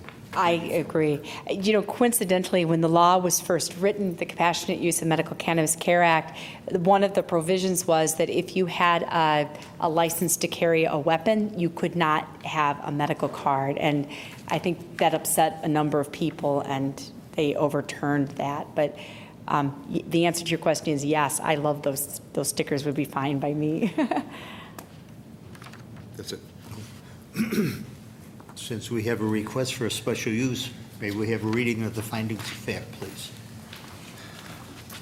Green Healing at 772 Burr Oak Drive, request for a special use to allow a medical cannabis dispensary facility in the manufacturing district. Criteria 1, the establishment, maintenance, or operation of the special use will not be detrimental to or endanger the public health, safety, morals, comfort, or general welfare. The proposed use is specifically authorized by state statute. The applicant will strictly follow all rules and regulations promulgated by the state for this use. Safety and security features at this facility will include 24/7 video surveillance, seed-to-sale tracking and security, patient carding, security staff designed to provide safe, expert, and responsible access and information for patients and other safeguards. Medical cannabis will only be sold to patients who have a qualifying medical condition as identified by the state and who have a state-authorized card enabling them to utilize medical cannabis. As a result, this proposed use will not be detrimental to or endanger the public health, safety, and welfare. Criteria 2, the special use will not be injurious to the use and enjoyment of other property in the immediate vicinity for the purposes already permitted, nor substantially diminish or impair property values within the neighborhood.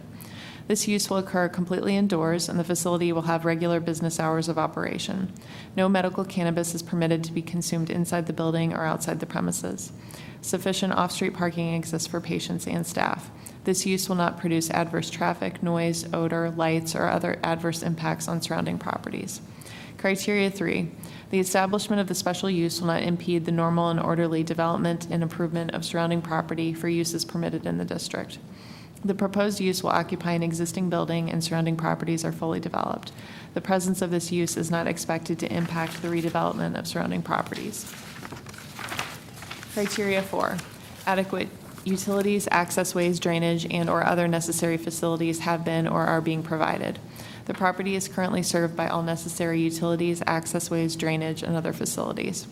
Criteria 5, adequate measures have been or will be taken to provide ingress and egress so designed as to minimize traffic congestion in the public streets. The property contains sufficient off-street parking for patients and staff, and the property contains safe and adequate means of ingress and egress onto the public streets. Public sidewalks are available for safe pedestrian access. The property is expected to generate no more than 8 to 32 patient visits on a daily basis and will not cause traffic congestion on the public streets. Criteria 6, the special use shall in all other respects conform to the applicable regulations of the district in which it is located, except as such regulations may in each instance be modified by the village board pursuant to the recommendation of the Plan Commission. The proposed use and structure meet all requirements of the zoning ordinance and building codes of the village, and no variances or waivers from any village codes are required. Criteria 7, the proposed use meets the special conditions of Special Condition 9. There is an open question whether the proposed facility is located within 1,000 feet of a school. The answer to this question hinges, at least in part, on the State Act definition of a school. The village has sought out the legal opinion of the state on this issue, but this opinion will not be available prior to the public hearing. For purposes of this public hearing, the Planning and Zoning Commission will assume that the proposed use is not located within 1,000 feet of a school and will issue its recommendation based on the other factors listed above. The village board shall have the ultimate power to deny the proposed use if the state renders an opinion that the use is in fact located within 1,000 feet of a school. If you agree with these findings, please raise your hand. Commissioner Fleet, Commissioner Fidesco, agree with the findings? All in, if you disagree, please raise your hand. Commissioner Pill, Anton, Richard, disagree. Okay, the findings of fact for a special use are not adopted.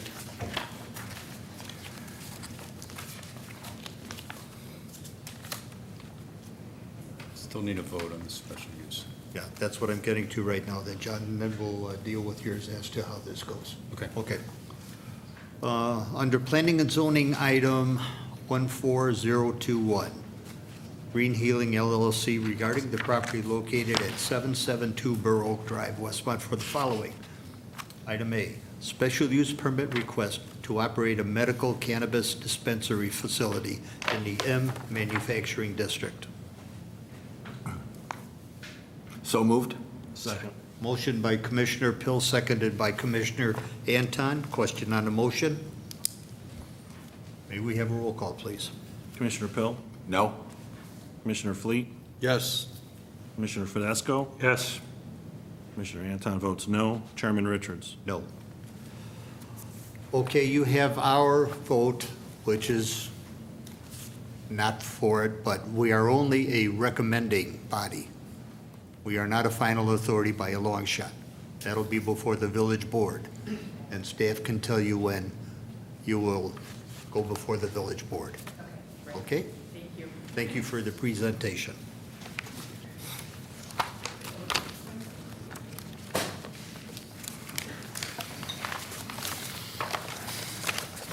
Next item, new business. Planning and zoning item 14022, Brian and Angela Bussey regarding the property located at 141 East Richmond Street for the following. A, zoning code variance request to permit the construction of a 6-foot solid wood fence in the side yard adjoining the street in the R3 Single Family Residential District. Good evening. Good evening. I might remind you, since you are asking for a variance, will you allude to the hardship that would be imposed on you?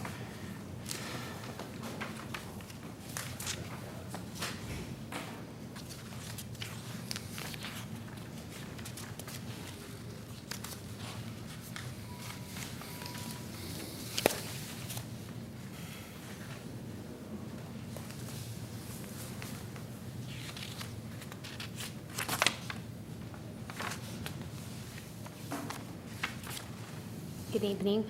As owners of 141 East Richmond Street, a corner lot, we respectfully request a variance to build a 6-foot wooden privacy fence on our lot line. Currently, we have a chain link fence on the lot line and would simply like to replace this fence with the 6-foot wood privacy fence. We purchased our home in 2010 from Brian's family for the location in Westmont and for the large lot. Moving this fence 15 feet inside of our property line would be the equivalent of losing 2,000 square feet of yard for us. We would have less room for our dog to run, a place to put a pool, landscape and gardening, and eventually let our children play. We understand the issue for the village and the rules set forth. Wooden privacy fences on corner lots may obstruct views for motorists and pedestrians, which is a safety concern. However, we feel that our corner lot is the exception to the rule. Because our home has a backyard, which the fence would be placed behind the home. No line of sight issues exist for motorists stopped at stop signs or pedestrians walking, as evidenced by the photos provided to the village. The fence we would like to install is a premium grade cedar wood, board and batten style fence with 5x5 posts. It would be pre-stained and we would feel would give our home a high end look and appeal to the neighborhood. In addition, we do have some neighbors here, Kevin Wright and Molly Howard, owners of 201 East Richmond Street, here that support our view on getting a fence. And they have no issue with the fence being placed on the lot line. We hope that you agree with our request and that it would produce an aesthetically pleasing look to our home and neighborhood and would not cause any safety concerns when placed on the lot line. Thank you. You have some beautiful pictures that we have. Do you have them there? Where Yeah, you we do could have the pictures. put them so the home audience Oh, could yeah. perhaps see them? Definitely. So this is a picture of our home. As you can see by the arrow, that's 15 feet where the actual fence is to be placed. So you can see that there's a large area of space where a motorist would be able to see around. You have better pictures on the next page. Yep. Closer, this one? Yeah. There's also this one here, in which you're actually sitting in the car. Here's obviously the street, and the fence would actually end right here. So you're really not seeing any obstruction of view. That's true, but go to the picture below that. The side view, the east view of your house, The east view of the house? Well, that's the one in the There page you go. before. There you go. that's the better one to really show Oh, yes, it. yeah.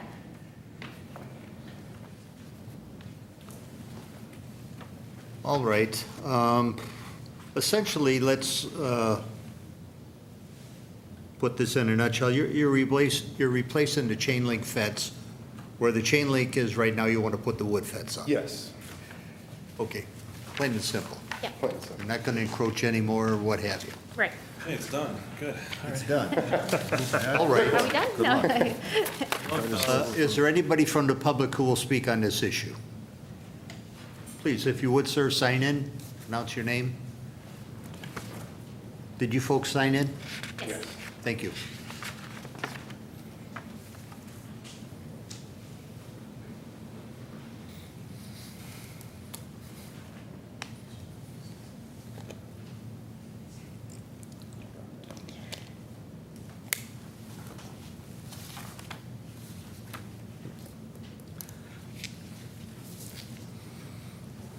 Hi, good evening. Kevin Wright, neighbor. How old's the existing chain link fence? No, actually, I don't know when it was originally installed, but Looks like it's been there quite a few. it's been there quite a while. The property's been actually in my family since 1920, so quite a while. I don't know when they installed the fence.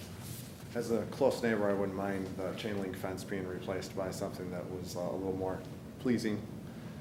Also, it's four-way stop sign there, so with regards to sight lines, people are stopping fully. And there's no impediment to that as well. And then, with regard to neighbors losing about 2,000 feet out of their lot, that's not going to do much for their home values. And as a neighbor, I prefer their home values to be as high as possible. Thank you very much. Thank you. Paid asset. Is there anybody else who will speak from the public? Okay, we'll close the public comment. Let's start with staff. I was also going to note that the applicants also live one house away from Veterans Memorial Park, and so they experience a lot more pedestrians walking by their backyard than typical homeowners might, and they're looking for that additional privacy. And as they mentioned, by meeting the code, they would lose more than 2,000 square feet additional of their backyard, and there are no issues with sightlines. They've shown that adequately with their pictures and diagrams. Thank you, Jill. Okay, Commissioner Fleet, please. And I see the, driving by there today, that your neighbor to the west of you already has a fence about, it's probably the same sort of fence in terms of height, encompassing the whole backyard. There is a little area on the west, or say the southwest corner of your house that, is that a chain link fence in there right now? Between their fence and your house, there's a gap? Yes. In between us and the house east of us, or I'm sorry. West. West of us. West of you, yeah. Yes, there's I'd say 6 foot. Yeah. 6 foot chain link fence in there also. That we would like to switch to a cedar fence. Okay, and that's, so that fence, it's not, is that on here? That's not on the, It's not originally, in taking time and doing all of this, originally, the chain link fence was not going to be do you want part of to just that. show, do you have a oversight of the, This would be, the fence would be Yeah, in right- between yeah, the two right there, yeah. houses. Yeah, originally, we were not going to put the cedar fence on that side, just for cost reasons, but now as we've been discussing everything and going through the process, we thought that eventually, we will be putting a 4-foot cedar fence on that area probably. how about access gates? There'll be an access gate in between us and the house on the west. Yeah. And then also one other 48-inch gate on the Wilmette side of the house. No further questions here. Good luck. On Commissioner- down more I'm sorry. towards 55th Street. Commissioner Fidesco? Yeah, I wanted to make the comment that this property has a depth greater than what is on the other side of the street, because the backside of your property is actually a house that actually Yeah. looks at your backyard. So you have an extremely deep lot, and you're really not going to see this, even though you physically can see it. I mean, I use that way. I live south off of Wilmette, and I go to church there, so I go around that corner a lot. Yeah. And so I know the area very well, and really, it's not going to affect line of sight whatsoever. It's so far back, it's right up by the trees. I mean, there's plenty of room, because it's not to the front of the house. Exactly. Had you wanted to move it to the front of the house and kind of enlarge your backyard, I wouldn't have been for it. But because it's so far back, I don't think it's going to have any effect to the vision by the drivers around there. And it's going to really make it nice, because that fence is, I mean, it's pretty rusted. Yeah, it's pretty bad looking. It's seen better days. Yes. Yeah. Well, good luck. Thank you. Mr. Anton? I love fences. I have a corner lot still, and it has a 6-foot fence on it, and I probably snuck that in under the village's nose, but I love it. It's a great time. It's good stuff. Wood fences are great. And I'm giving up everything today. Have a good time with it. I think your lot was nice, and getting rid of that link fence would be a good idea. Good luck. Have fun. Thank you. Commissioner Pill? Yeah, my question was answered. That was it basically going in the same path as the old fence, and it is. Okay. And we've had several of these before that we've gone ahead and approved in specific locations, and this is one that seems to fit. I think it'll enhance the property value, as the gentleman pointed out. I think that's a great comment to make, and I support it. Thank you.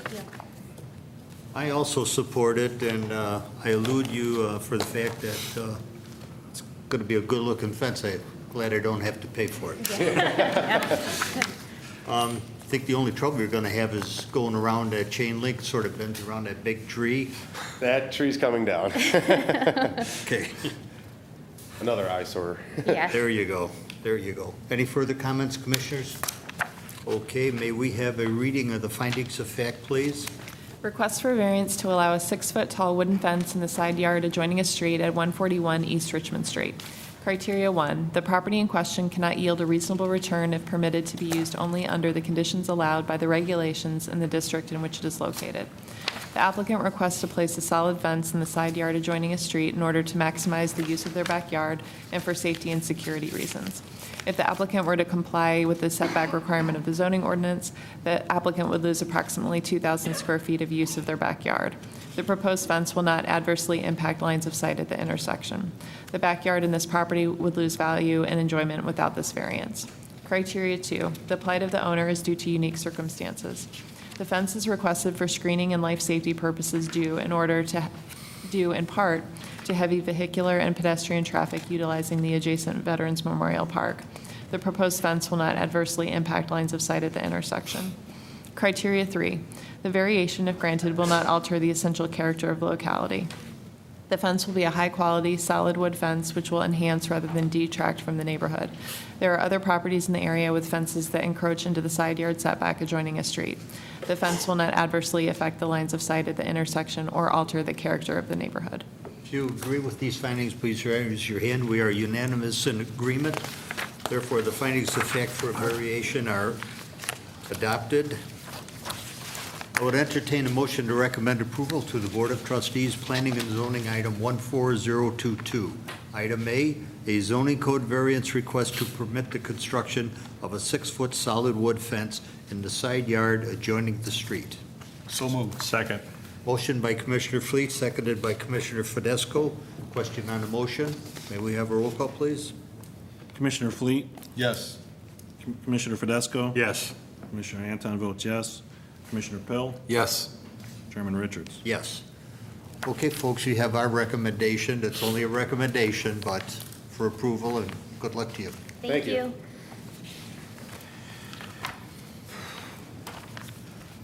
Next item, Planning and Zoning Item 14024, Standard Market regarding the grocery store located at 333 East Ogden for the following.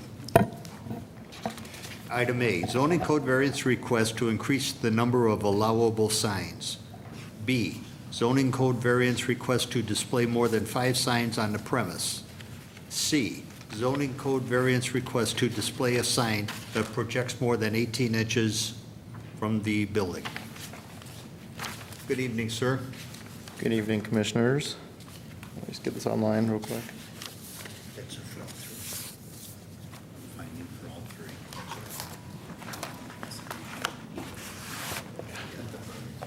Just to make sure.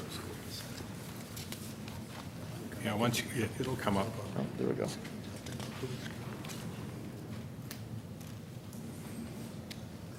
Presupposed.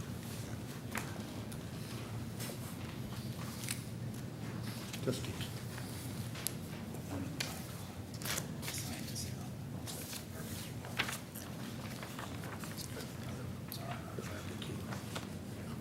And then monument, which was closed, is open. So it's standing there.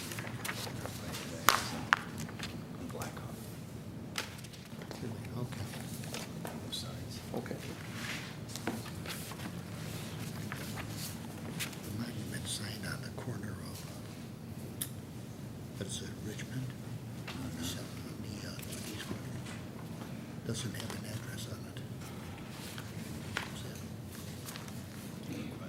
Good evening. I'm here as a representative of Standard Market, located at 333 East Ogden Avenue in Westmont. We're here for a variance request, as you stated, Mr. Chairman, to request an increase in the number of allowable signs to more than 6 signs on the premises, which we are currently allowed under our existing variance, and also a variance to request a display of a sign that extends more than 18 inches from the building.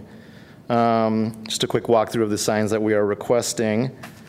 This is a sign for SMQ. It's our barbecue restaurant adjacent to our property. Currently, we have a temporary sign in place. We're looking to put in a double-sided neon sign. The dimensions would be 60 inches by 36 inches. Brand identification is a significant requirement for our new barbecue restaurant. It's located to the west of our entrance and our exit. We want to make sure people know that it's there. And without a sign to help identify and allow us maximum marketing exposure, we cannot yield a reasonable return on our investment. And the second sign, this is a sign that was previously approved by the village. We ended up removing it in order to stay within our 6 signs that were allowed by the village. So this is a request to reinstate this sign. This sign would be on Blackhawk Drive. If you're familiar with our lot, it's a number of different lots that were joined together, and so this particular entrance on Blackhawk Drive is considerably to the west of our building, and we believe that this sign would allow customers to know how to enter our property. Given our location, our primary entrances are on Blackhawk Drive and on Richmond, not on Ogden Avenue. So having a sign helping people know where to turn in would be beneficial for not only our business, but also for the flow of traffic from the community. So in terms of the proposed square footage of signage that we're looking to add, we're looking at 15 square feet for the barbecue patio sign and 24 feet for the Blackhawk entrance sign, for a total of 8 signs. And we believe that these signs will be high quality. One of them, is exactly the same as the one that's on Ogden Avenue currently. The other one is a high quality neon sign, and will provide clear direction to our customers that will shop and dine with us. Thank you. Thank you. Is there anybody from the public who will speak on this issue? Seeing no hands raised, we'll close the public comment. Staff? While the applicant is requesting 8 signs, there are multiple street frontages and entrances to the building, and they are trying to identify a new addition to their business outside on the barbecue patio. The variance request for the more than 18-inch projection for a projection sign, we don't have a problem with due to the high-quality nature of the sign. It's just one of the outdated parts of our sign code. So we have no issues with the request. Thank you. Commissioner Pill? I noticed with the lateness of the hour, I didn't see any food samples brought over here at all, and I certainly thought that might have helped a little. I didn't realize we'd be getting the munchies. I investigated during dinner. Oh, you did? Nice. Yeah. He's always there. I caught the munchies part, too. I got it. I like it. Nice. Very appropriate for this evening. No, I've been over there, too, and I think that's going to actually be a compliment to it. I think it fits the decor and the whole theme that you got going over there. I think it's an asset to the community, supported 100%. Great. Thank you, Commissioner. Commissioner Anton? If I say anything negative, he'd kill me. No, it's really, I think it's a good amount of signs. You guys have a lot of space there. You do it right. Been a good neighbor. Everybody I run into, no one complains about Standard Market. Amazing. Keep up with your landscaping. It's okay with me. Commissioner Fidesco? Yeah, I'm surprised you didn't have a sign on the Blackhawk, side of the parking lot, or didn't request it before. did. We had one previously. It was removed, and we put an alternate sign up for our restaurant, more facing the exit side. So, Well, I mean, I'm surprised you didn't ask for that variance to get the other one in, and leave that one there, it was an oversight. Yeah, because, I mean, the neighbors, they had originally had a number of requests. You guys accommodated them.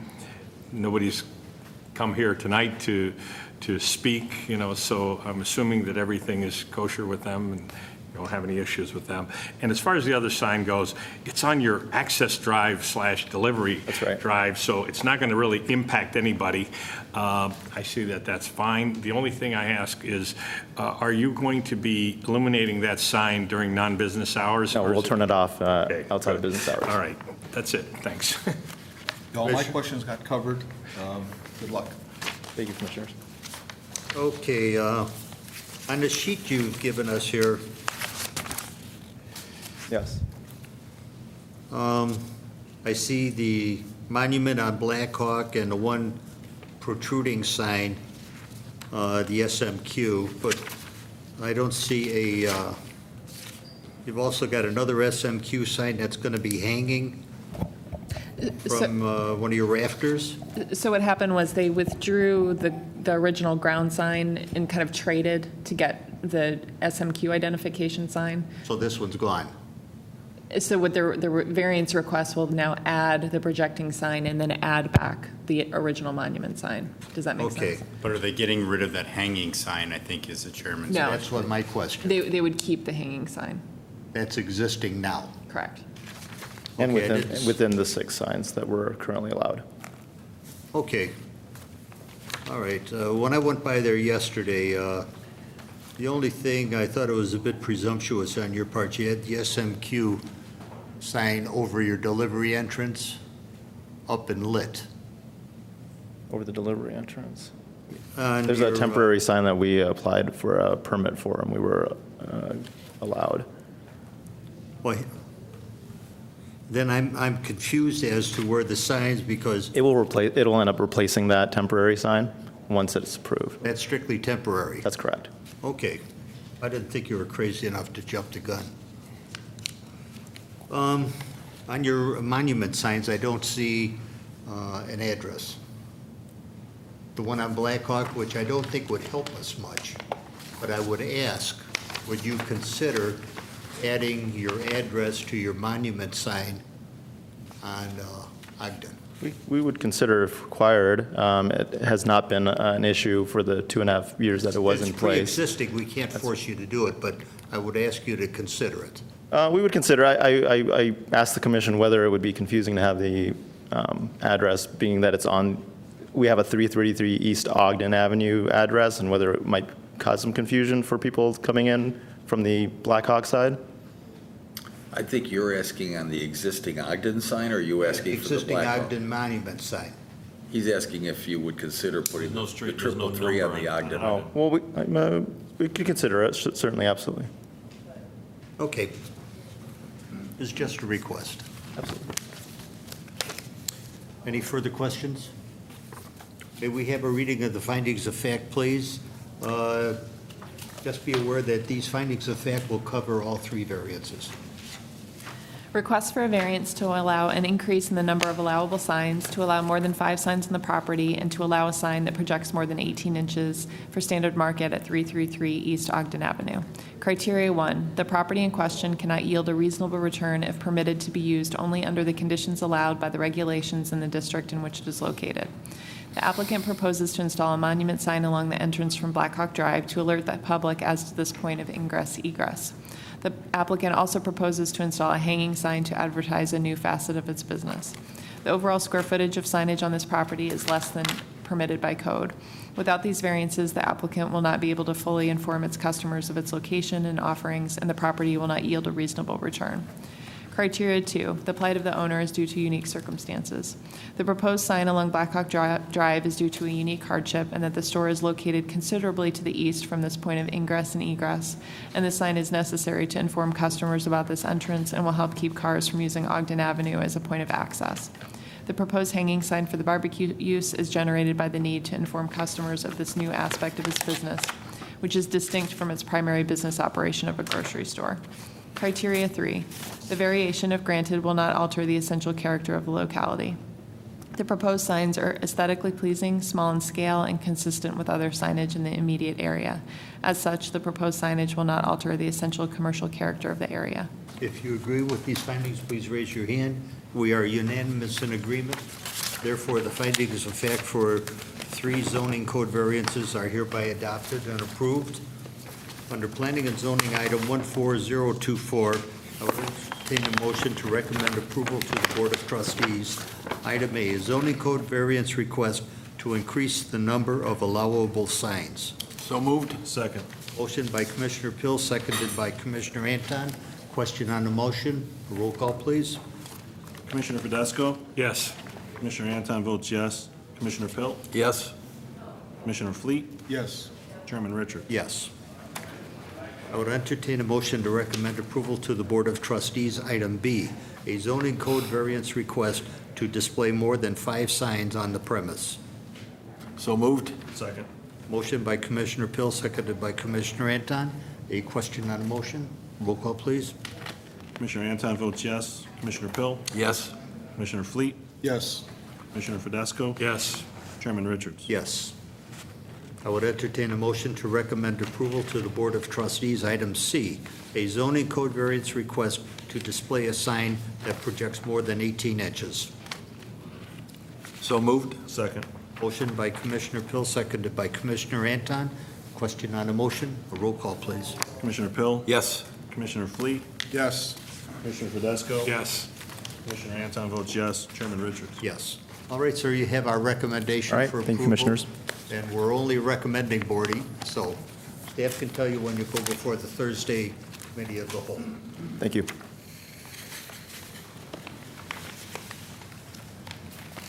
Planning and zoning, item 14025, McNaughton Development regarding the property located at 704 South Wilmette for the following. A, zoning code variance request to permit the development of a single-family lot with the lot coverage greater than the 35% maximum allowed in the R3 Single-Family Residence District. Good evening, sir. Good evening. Thank you for having me tonight. My name is John Berry. I'm with McNaughton Development, and we are the contract purchasers of the lot at 704 South Wilmette. And we're proposing to build a new single-family home along with the required best management practices for stormwater detention on that lot. Tonight, we're requesting a variation on how the lot coverage is calculated on this property. The property is 64 by 198. It's improved with water, sewer, sanitary sewer, and access to the property is available by a private road, a 30-foot access easement. Per the village ordinance, the maximum allowable lot coverage is 35% of the total property area. We are requesting a variation from this lot coverage ratio due to the fact that the property is improved with the private road and is counted against that ratio. After accounting for that road, the additional impervious surfaces allowed by ordinance is limited to 3,155 square feet. Considering that this property is not served by a public right-of-way and public streets and that the road is on the property, we believe that the strict interpretation of the code of this parcel is being unduly penalized. The vast majority of the single-family properties within the village are accessed via public streets. These streets are not counted against the property coverage ratios. Therefore, we're suggesting that the proposed the determining lot factor be based on a buildable lot of 64 feet wide by 168. When counting this coverage ratio in the roadway, the overall lot coverage would cover approximately 5,000 square feet, or 39.8%. As a point of reference, a variation was granted to the existing owner of this lot to up to 6,000 square feet, or 47.8% of the total lot coverage. This variation expired when the owners decided not to build within the 1 year of their approval. There are 3 conditions to consider in the variation request. Those conditions are the ability to yield a reasonable return, the uniqueness of the request, and to determine if the request alters the essential character of the area. We believe that the coverage ratio as required with the inclusion of the road we've determined that the property cannot yield a reasonable rate of return.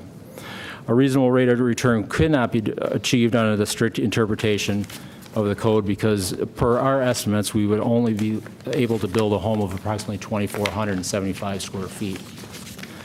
The variation would result in a home of about 3,000 square feet, which is a very marketable home in the village of Westmont. Our experience in developing parcels on Hidden View Drive and Oak Avenue over the last 2 years proves that the market demands this size home.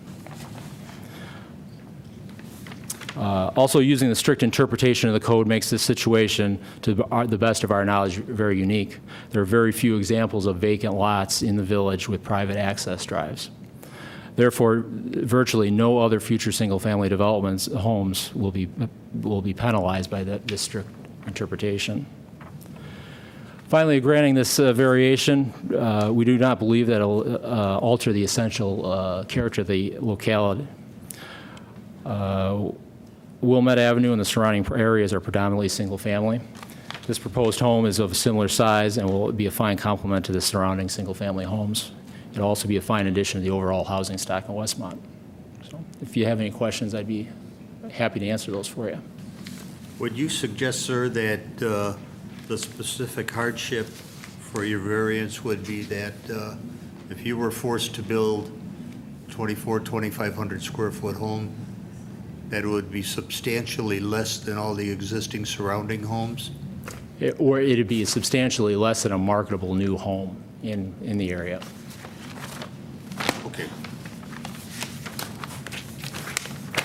Is there anybody from the public who will speak? Please raise your hand. Come up and sign in.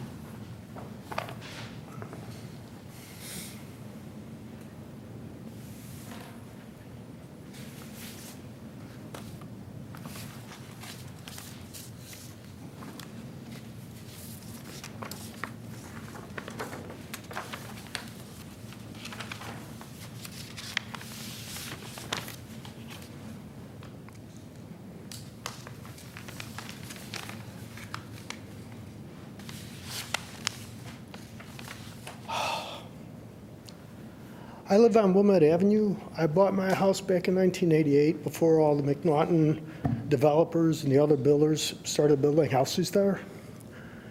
And over the years, I think there's been overuse and abuse of variances in houses that have been allowed to be built in the area. Just today, before the meeting here, I was watching the community cable channel, and there were two men from Westmont talking about either imposing a tax or trying to propose a tax for stormwater runoff, rainwater runoff, storm sewers. So you're allowing builders to cover more property than they're allowed to, and now you're going to be imposing a tax on the rest of the residents because of the overuse and abuse of this variance. And I don't think it's right. I don't think you should allow somebody to build a 5,000 square foot home with 4 or 5 bedrooms, 4 bathrooms, and a 3-car garage instead of a 3,000 square foot home. Is the property already sold to a buyer?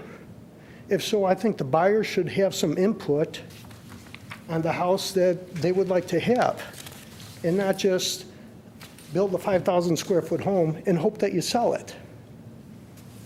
And I know that all of this square footage means more tax revenue for you. What's in it for you, you said? That's right. To that woman, tax money. A larger house is more tax money. DuPage, I get it. And in addition to that, you're going to impose a tax on us for storm sewers. I don't think that's right. So don't impose a tax on us, and don't let them cover so much property. Wilmette Avenue floods very badly. And if any of you have been around there the past couple of years, you know that Wilmette flooded from Hidden View Drive all the way to Scott Street. The retention ponds there flooded. The long, narrow retention pond flooded all the way into the area that's going to be a park eventually, into the retention pond next to it. Half the street looked like a lake. when McNaughton raised the road on Wilmette Avenue, he bragged about it. He raised the road 4 feet. He raised the road 2 feet in front of my house, and the water doesn't drain properly. The water sits there. The houses across the street from the retention pond have water in their backyards almost all summer long. When it rains, that water doesn't go away. It sits there, it's stagnant, mosquitoes infest the area, and everybody looks the other way. Nobody really seems to care. Who built So that? I think unless if somebody says something about it, I think the variances are just going to keep going. Who built that retention pond that overflows? I'm sorry, Who built that retention pond that overflows? McNaughton, No, on Scott Street, Scott and Wilmette Avenue. I disagree with you. Okay, The who the did it? retention pond you're talking about that overflows is the one that's Hidden View or whatever that street is. Yes, that long, narrow The one. big, long, narrow one. And it The other one, overflowed into the property I've never next to seen it. it overflow. It overflowed into the retention pond on Scott Street in Wilmette. I've got pictures at home. I could show it to you. But I'm just saying that it's such, and we can't control the rain that comes down. Nobody can control that. But you can control the amount of property that you're covering to allow for the water to go somewhere. I didn't like the idea of imposing a tax for storm sewers when you're allowing variances of overbuilding on property. I don't think that's right. Again, sir, I've got the map here. May I see your address? Just for my... 5733 South Wilmette. Directly across the street from Scott on Wilmette. Oh, yes, yes, yes. Here are the, yes, okay.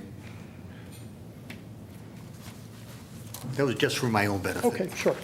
Thank you very much. Okay, thank you. Chairman, may I just make a quick comment? Please. Just a clarification, not to take issue with anything you said, but except for the stormwater utility. So that's something that's been discussed at a staff level and with the retained consultant. Technically, it's not a tax, it would be a utility fee. It's something Tax. that the village has authorized to put on a referendum for vote by the residents during the April 2015 election. So the village board is not willfully imposing a stormwater utility on the residents. It's something that they think will benefit the community, which has village-wide stormwater problems. Okay. But it's going to be up to the voters to vote on that, and the village will be going through an educational process to inform the voters of the pros and cons and the facts of a stormwater utility. So you can look for some more information in the near future about that. And the idea is that properties with higher lot coverage would pay potentially more. Will it be based on lot coverage or lot size? That I forget. I'm sorry, I don't. This lot that's here that he's talking about, it's a beautiful lot. I wish I could have it. I wish I could build a house on it, but I wouldn't build a 5,000 square foot house on it. It's a very nice lot. And some of the lot coverage issues, go back decades or more. The village's lot coverage requirements now, of course, are 35%, except in one flood-prone area in Northeast Acres where it's even more restrictive.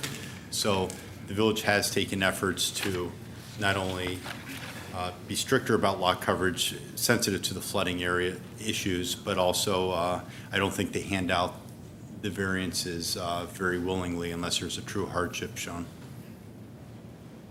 You can claim a hardship when I don't honestly think that there always is one.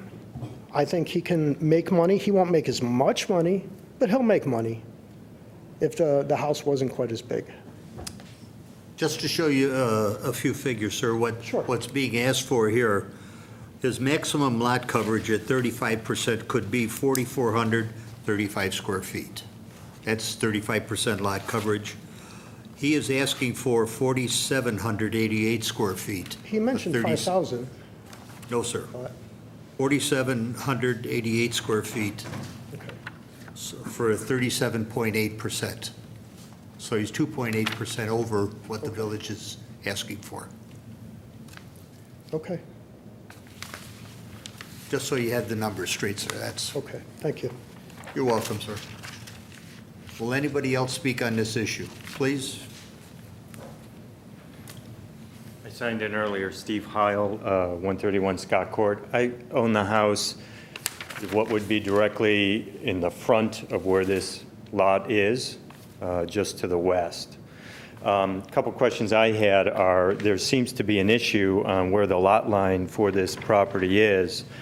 And the first question I have is, on this diagram, it shows 58th Place, which I would assume is the current driveway, asphalt driveway? Yes. And my understanding is that the end of the lot line is the end of that, which would be the north side of that asphalt driveway, correct?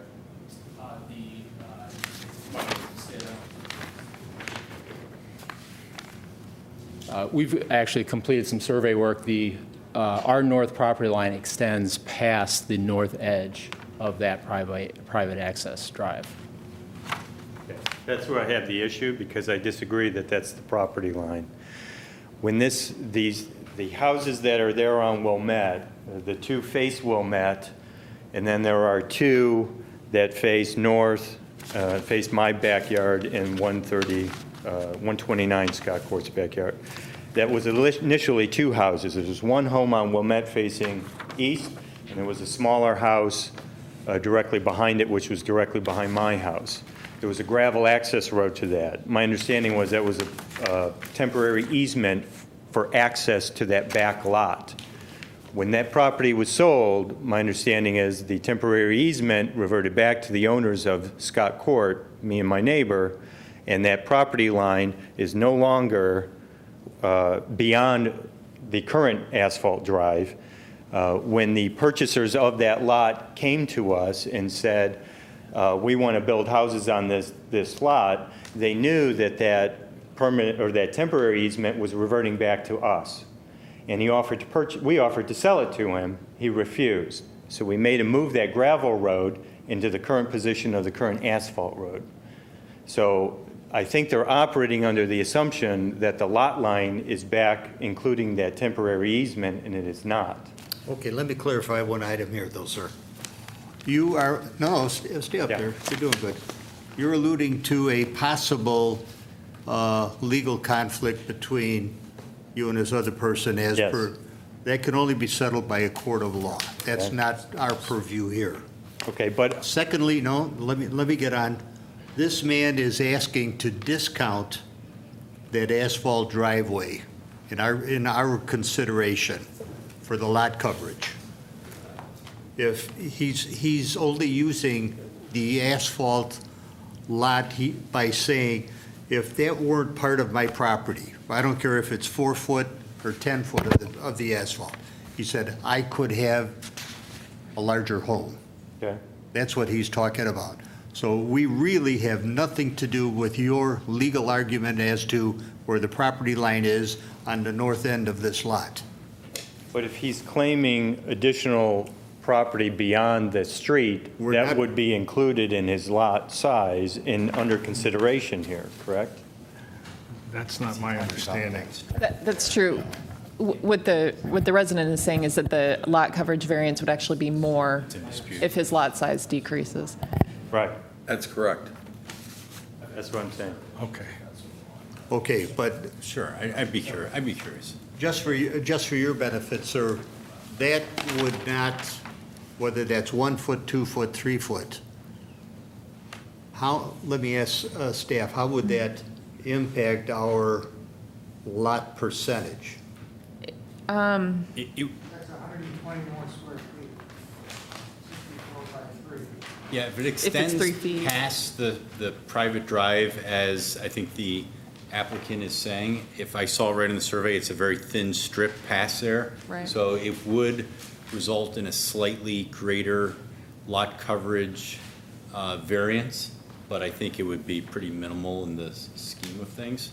And I don't know that we're going to answer that question tonight. Yeah, we can maybe answer your question. We'll go back. I mean, we've got title on the property now. We've had a surveyor survey the property.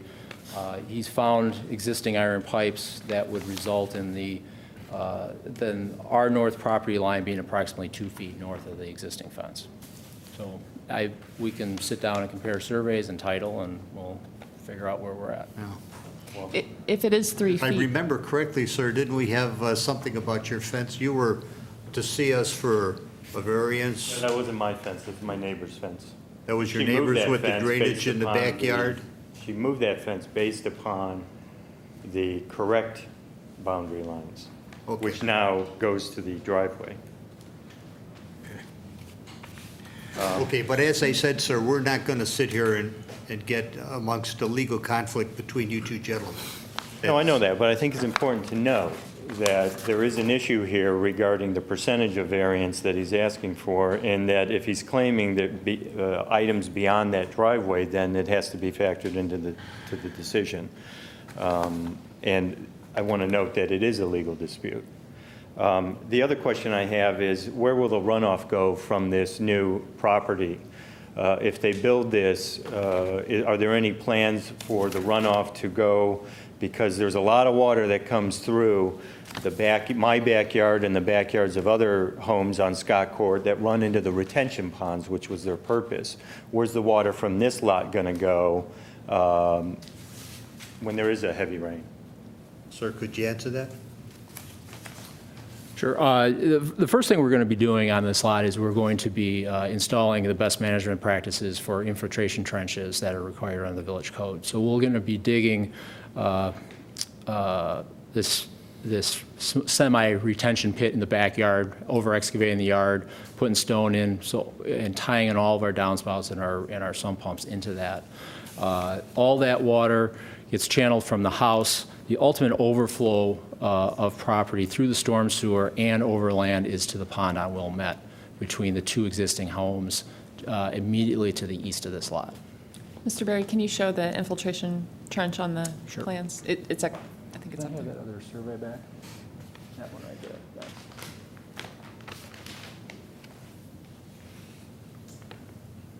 The infiltration trench is here along the back property line. It's approximately 50 feet long, 10 feet wide, and 2.5 feet deep. It is going to provide up to another 450 cubic feet of storage. Per the village ordinance, we're required for approximately 391 cubic feet. So we're in excess of about 60 cubic feet. Okay, that's per. Okay, is there anybody else who will speak from the public? Please come up. We'll get to you, sir. She was first. Ladies first. I'll sign in this time, sorry.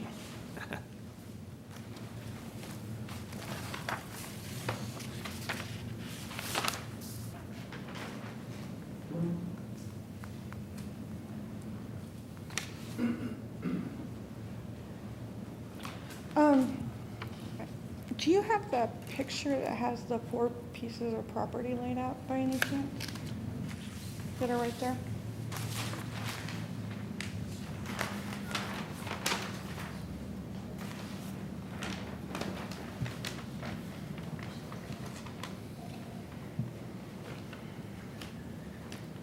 I'm not very good at these diagrams. Okay, so Wilmette. Okay, so these are where the retention pond is right now?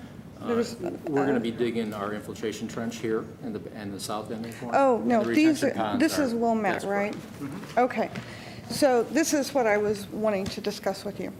The lot 1 and 2, they face Wilmette right now, and in their front yard literally is a water pit, basically. It's dry sometimes, but, they have it's considered a dry retention pond, I guess.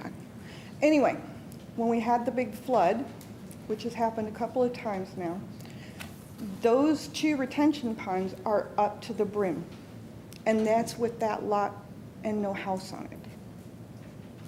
So what I'm trying to bring to the attention is that I'm not sure there's any more overflow room there. And my husband was quite correct. The pond down the street flooded over this poor guy's property all the way into the retention pond on Scott. And now we already have these 2 ponds across the street from us that are filled to the brim currently, and the 1 lot is empty. So we really do have a water issue around us. And another retention pond is just more mosquitoes, and we have huge problems with that right now. So I really discourage bringing zoning variances that are just going to encourage the water problem that we have. So, Thank you very much. Yes, sir.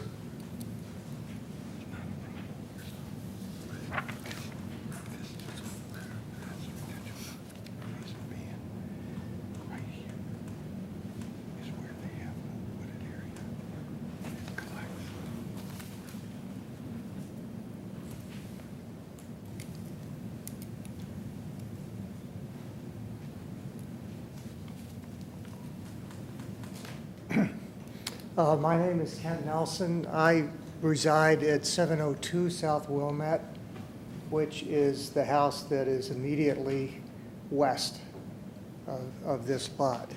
I had a couple questions, but I wanted to make some observations. I hadn't really thought about the water problem that much, but I can state that 58th Place in a good thunderstorm is like a river. In the front of my yard, from the homes that are slightly uphill going toward the middle school, there's kind of a gully, and water just washes down there, and I get sheets of water right across my front yard. So there are water issues, and I think while you may have retention areas in the back, that part of the problem is that the driveway surface that you're going to add there, that's not going to go to the back. That's just going to keep adding to the problem. And those two little retention areas in front of the houses on Wilmette, on the west side of Wilmette, are going to be impacted. Those residents, I don't think, are here. I'm surprised they weren't. So anyway, my observation is that is in line with the other people. There's a serious water problem. I'm not sure how that gets addressed, and I'm not here so much to talk about the variance request. I had a question about the size of the house relative to our house. Is this? I mean, it's hard for me to visualize it. Is this a two-story home with an attic, or a three-story home that you're talking about building? This is a traditional two-story home, no finished attic, no finished basement. I would guess So it's similar. the roof height will be similar to? It'd be within the village requirements of being less than 35 feet. Can you show the elevations on the? Yep. Yeah, I'm just asking for your help relative to the, to our roof line. Is this a higher roof line or a?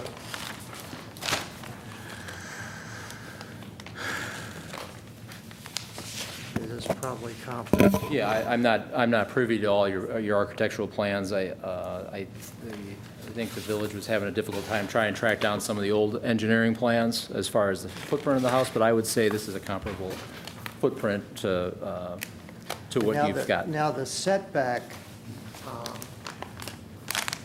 there's a house on the corner of 58th Place and Wilmette, which is fairly close to 58th Place. And then there's my house at the end, which is set back maybe 60 feet or so.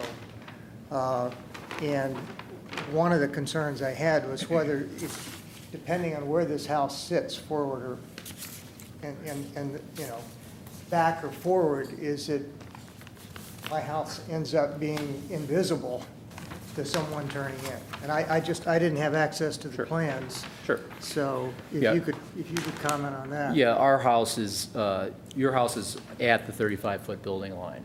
That's, we're going to be no closer than that 35-foot building line. 35 feet from 58th Place. That's Yeah, correct, okay. from the easement, yes. So So you're essentially going to be in line? I'm going to be in line with you, yes. In line, okay.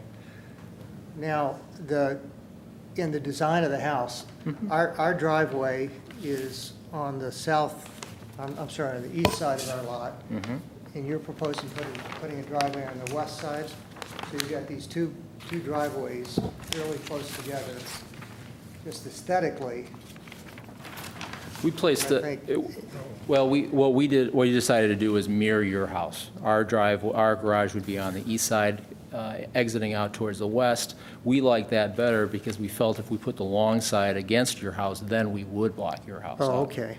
So that's, We're kind of creating a courtyard almost, if that's maybe not, a way of, to keep the center of the properties open.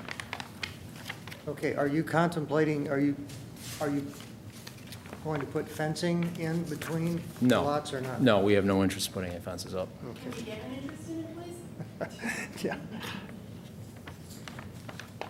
So the setback from the lot line is how many feet?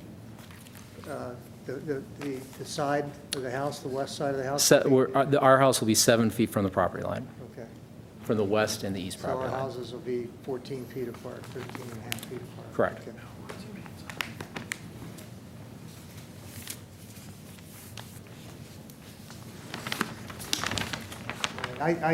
I think this will, I mean, and I'm not anti-development, I'm just saying this is going to add to the water problem, I think, just from the driveway alone. And I don't know what you can do. I don't know whether you should have more retention in the back.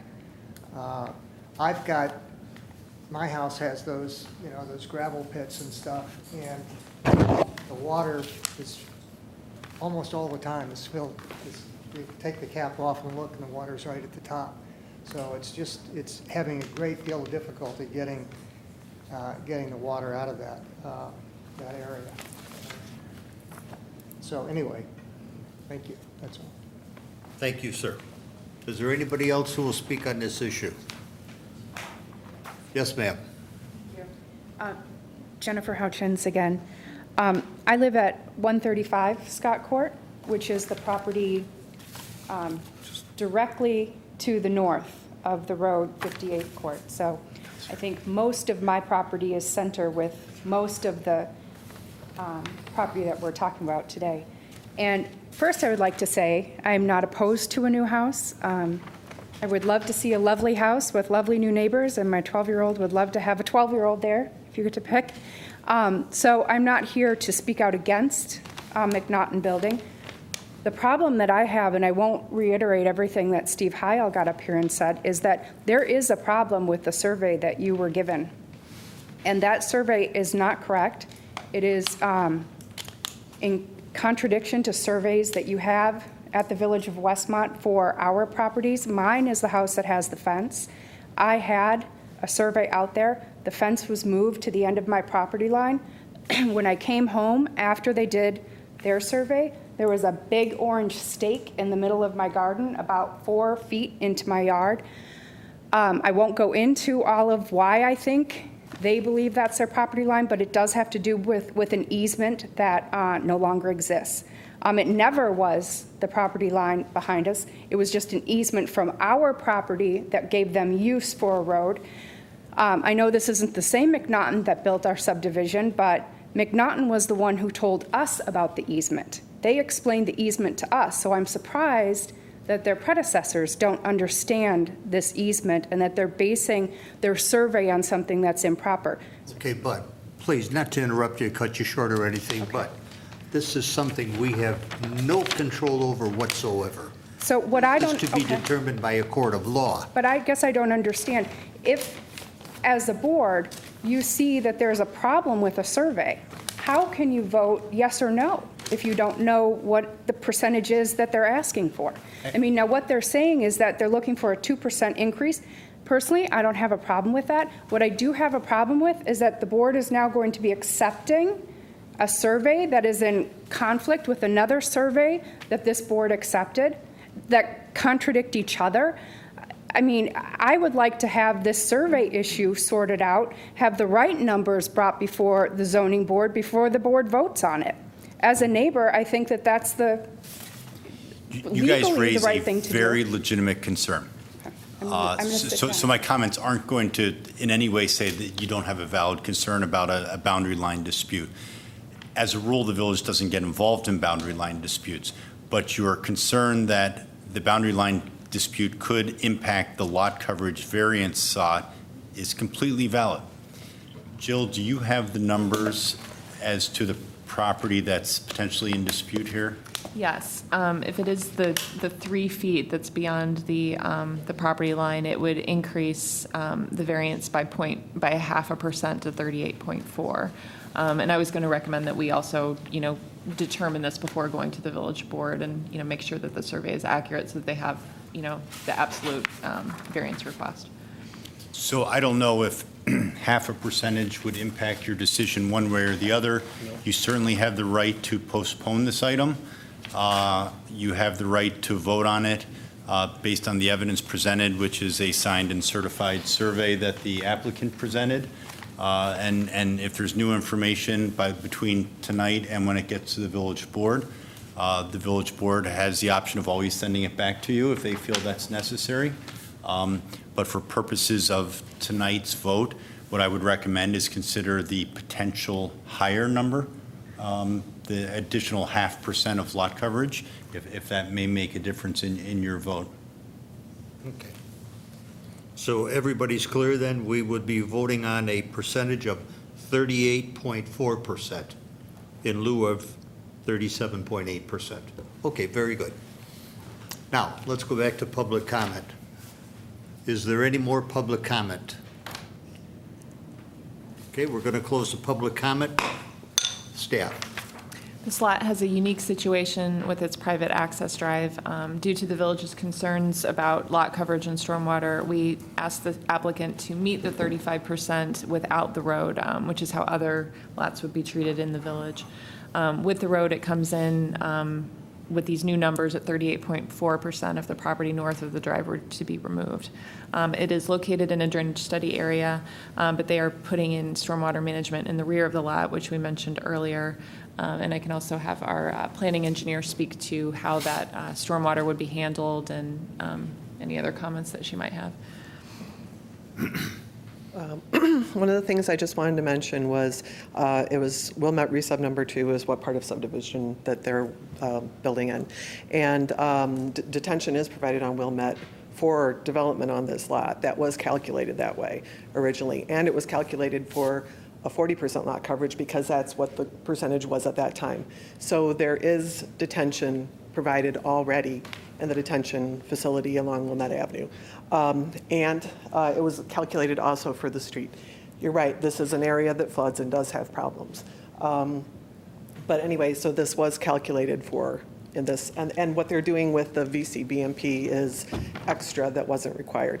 And the other people who live in that subdivision also had a variance previously for the same thing, and they asked for a 40% lot coverage. I mean, that was when the requirement was 40% lot coverage, and they had a variance for the street previously. Thank you.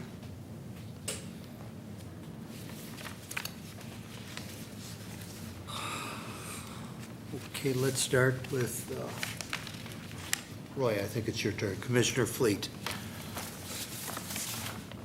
Okay, so we're fairly established we've got water problem. What can you do on the lot that you haven't done already? Is the driveway semi-permeable, or is it, you're looking at just concrete? And could you make it semi-permeable? It is concrete. We've cut the driveway down to try to keep it at a minimal amount. I know the village has the ordinance of the permeable pavers. We've had a little pushback from an aesthetic standpoint, people not liking it. It doesn't look like a traditional paver is the way it's set up. So I really wouldn't encourage that from a marketing standpoint of being able to sell that to somebody as an end user. As opposed to trying to market a lot that. I guess what I would maybe suggest maybe a little alternative is maybe doing something that might maybe make that infiltration trench a little bigger, something that somebody doesn't notice from an aesthetic standpoint. You could work with the village engineer to try to increase that area to store more water on the lot and let it permeate through the soil. Okay, is the driveway set up to purposefully drain toward 58th Place and then down, and water would run off down the, There'll be some drainage of the driveway to 58th Place, that's correct. It'd be like like any other lot that you would have on a single-family lot. okay, no questions, sir. Commissioner Fidesco? Yeah, I had a question regarding this infiltration system. As far as, what is the top surface? I mean, it's totally underneath and it has sod or whatever on the top? That's Okay. correct. So my question is, if you were to increase that twice the size, could that be done? Yeah, there's room in the yard to. Okay, so physically, that can be done. So I would suggest that you look at doing that. As far as the property, this particular property, every other parcel in this area, that four-unit subdivision, and all the other McNaughtons were built under the 40%. I'm not privy to that information, but you might. I own one of those homes, Yeah, right. so I know. That's sort of, yeah. I'm just saying, they were all built under 40%. Right. Subsequently, in other parts of the village where we definitely have severe flooding problems, that was pared back. This particular area, there is a flooding problem. Since I've lived there for 19 years in that particular subdivision, I noticed it is the pond that is north of 57th that floods. And there is a wooded area to the east side of Wilmette that drains down, and that comes off of your other subdivision. Right. So, I mean, that is a known flooding area. This particular Scott, I mean, I've seen the ponds go up high, and, correct me if I'm wrong, but I haven't personally seen flooding out into Wilmette from those ponds on Scott, Okay. nor the two that are part of your subdivision. Okay. So, I mean, I respectfully disagree with the other people. I do know that the water does run from the McNaughton subdivision to the west, but I don't see that there has been a severe flooding, but I would recommend that you do increase that to mitigate any potential that you're going to have on that property, any potential flooding. From an aesthetic standpoint, we would prefer to do that over the paver Yeah. driveway. And as far as the property, increasing it from 30, whatever that number was, the original number by 0.5%, I don't think it makes a great bit of difference. That's right. Me personally, I don't feel it has that big of an impact. And as far as it was designed at 40%, it can accommodate, or should accommodate. So, I mean, I'm really not against you on this. I mean, I do understand concerns, but, lived in that area almost 20 years, 19 for sure. And previous to that, there weren't any homes in there, but there were a couple of old homes. And, the area didn't have any issues, but Okay. that's all. Commissioner Anton? Okay, I'll go to my spiel I always go into when it comes into properties coming into the area. Most people know this. I happen to be a builder also. When you do a new property, they have to accommodate the water. If you're in an older property, you're not accommodating the water. Your water's going all over the place. I have a newer house built in '07. Both people on both sides of me, their water runs into my yard.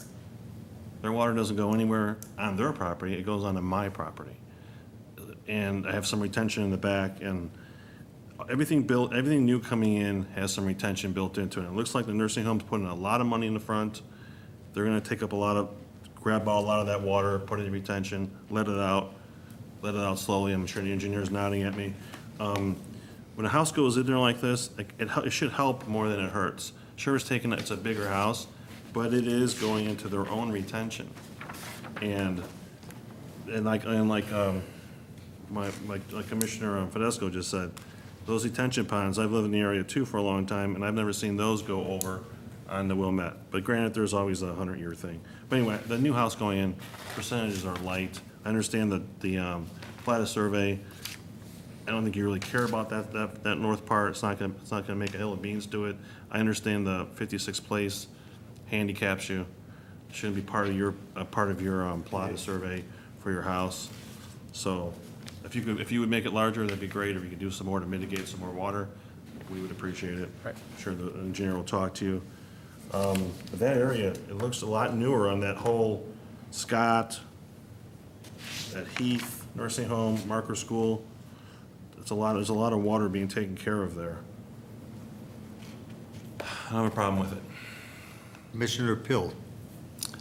Yeah, pretty much everything that I was going to ask has already been asked. I guess my last closing comment would be, I'm glad it's our last lot in this area. We've dealt with this on each occasion for each house now, and I'm happy that this will be done. And I just don't personally understand. I think it's so strange to me that there can't be a solution to where the property line is. This is not the first time we've heard that. I feel sorry for the folks. I don't know whether yours is correct or whether theirs is correct, but it would just seem that would be something relatively straightforward to get ironed out. And I just hope that it gets done just so that everybody can relax and know exactly where their property boundaries are. Can I say one more thing? When I was a kid, 10 years old, we used to go in our boats back there. There's a lake back there. Lake back there. Where all those houses are, we used to go back there and fish.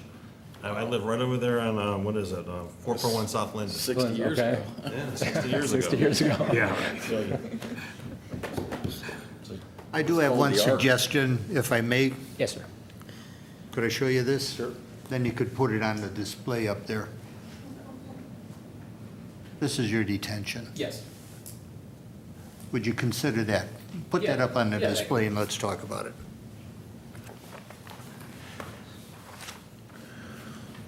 Now, I've drawn a area to the east of his driveway in his front yard, which could conceivably be another detention basin filled with loose gravel, covered with a screening and then planted grass on. And I think that should help mitigate the water runoff from the driveway. Yeah, I mean, it can be interconnected with the one in the back and the downspouts, and we can make it work.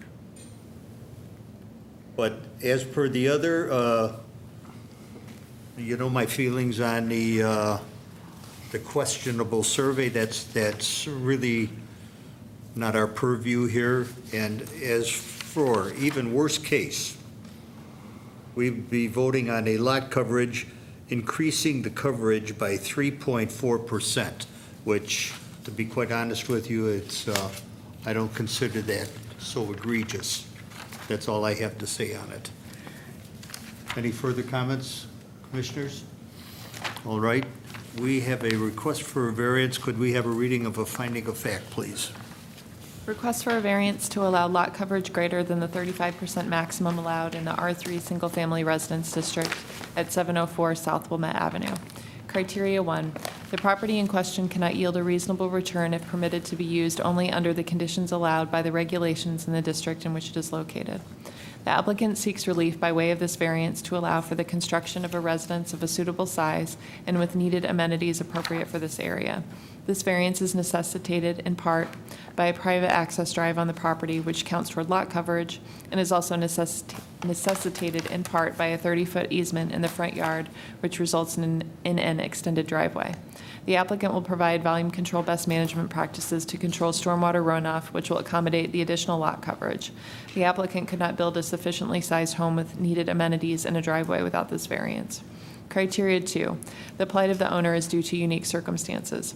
The applicant faces a unique hardship in that a private access drive is located on the property, which counts toward lot coverage. The applicant also faces a unique hardship in that it must construct a longer driveway due to a 30-foot easement in the front yard of the property. Criteria 3, The variation, if granted, will not alter the essential character of the locality. The house size, amenities, and lot coverage will be similar to those of surrounding properties. This property with the proposed 38% lot coverage will not cause undue stormwater runoff to surrounding properties. As such, allowing this variance will not alter the essential character of the neighborhood. If you agree with these findings, please raise your hand. We are unanimous in agreement. The findings of fact for a variance are hereby adopted and approved. Under Planning and Zoning Item 14025, I would entertain a motion to recommend approval to the Board of Trustees. Item A zoning code variance request to permit the development of a single-family lot with lot coverage greater than the 35% maximum allowed in the R3 Single-Family Residence District. So moved. Second. Motion by Commissioner Fleet, seconded by Commissioner Fidesco. A question on a motion? Roll call, please. Commissioner Fleet? Yes. Commissioner Fidesco? Yes. Commissioner Anton votes yes. Commissioner Pill? Yes. Chairman Richards? Yes. All right, sir, you have our recommendation, but remember, it is only a recommendation. Thank you. Good luck to you, sirs. I'll keep it for your reference.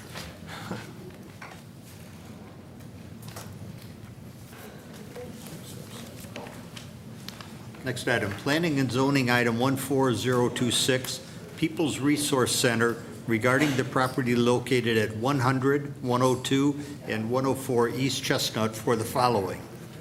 Item A, zoning code variance request to reduce the number of required off-street parking stalls in the M Manufacturing District. Good evening, sir.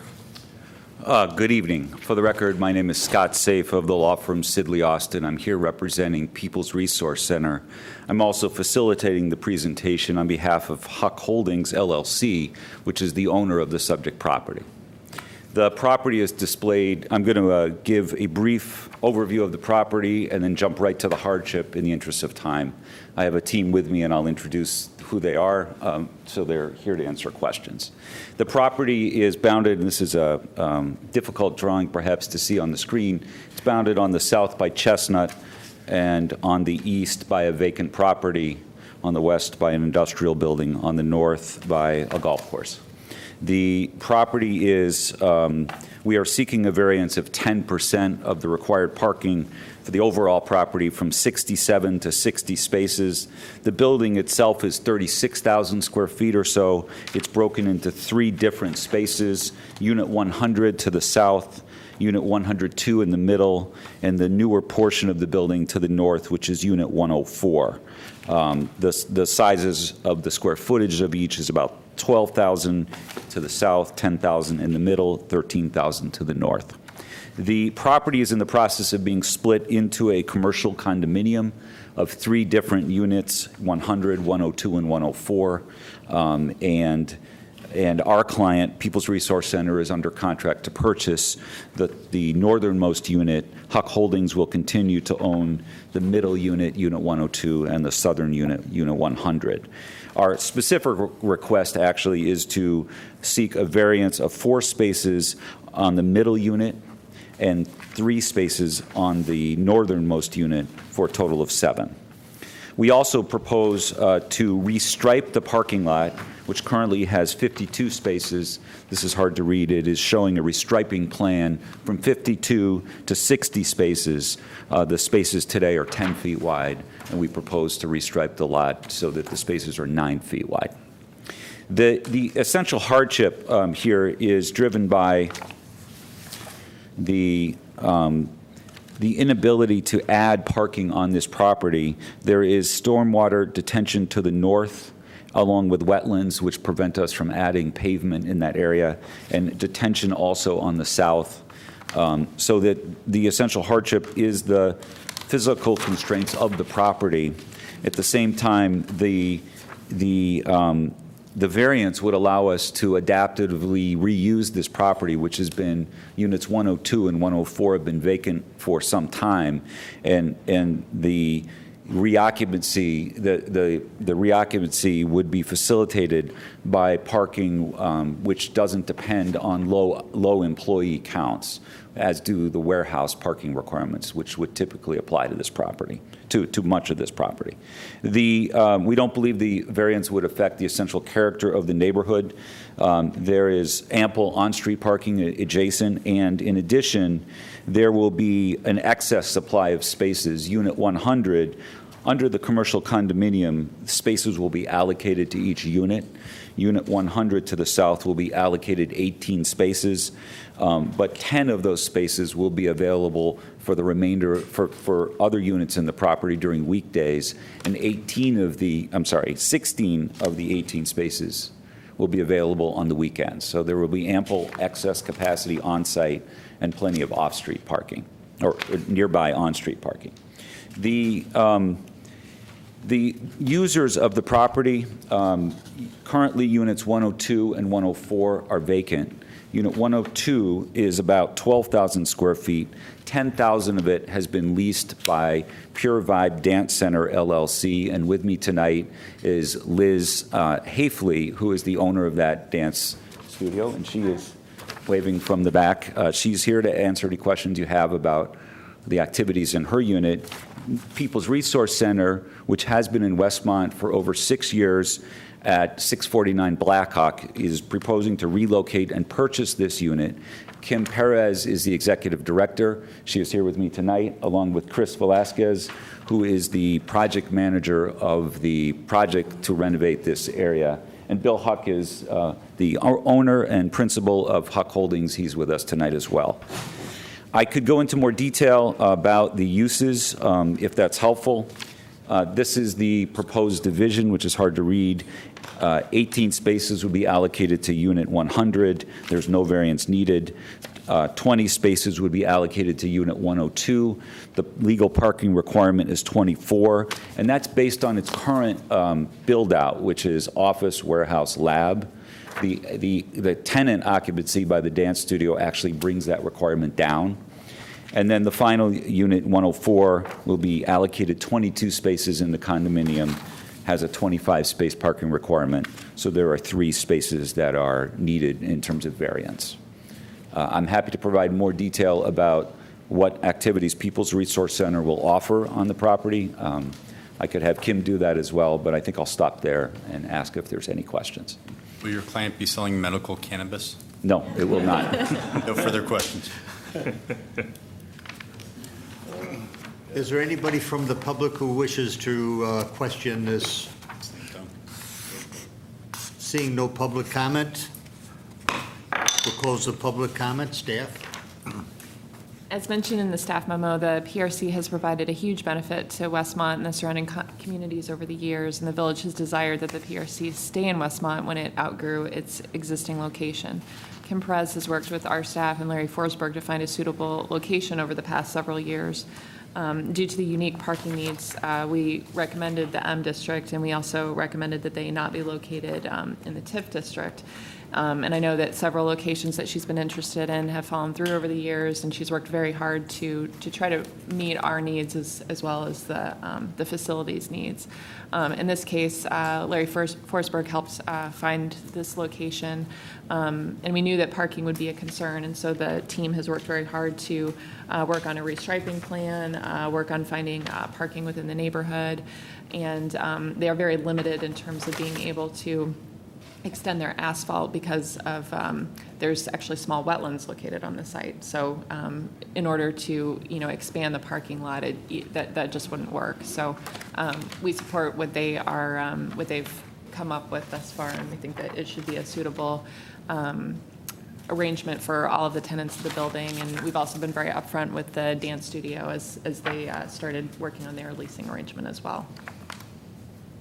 Thank you. Commissioner Pill, let's start with you, please. Okay, I reviewed the plans, and I think this is a win-win situation for everybody involved. It's an asset that needs to be preserved, and I don't think that there's a great deal of compromising that needs to be done here.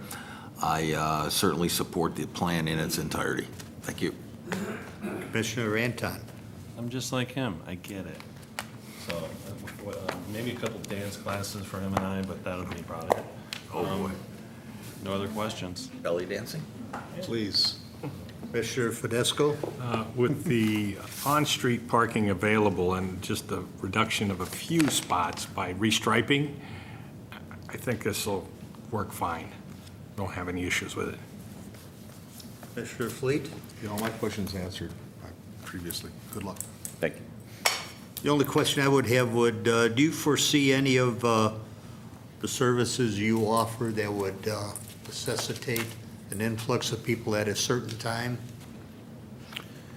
No, I think Kim could speak to this, but the busiest time, I think, is the food pantry activity, and that is very closely set up the way that there are clients and they're pre-registered, and I don't know if you want to add to that, but it's a very controlled activity, and it happens at Blackhawk right now in a very controlled way, and it would continue to be the case here.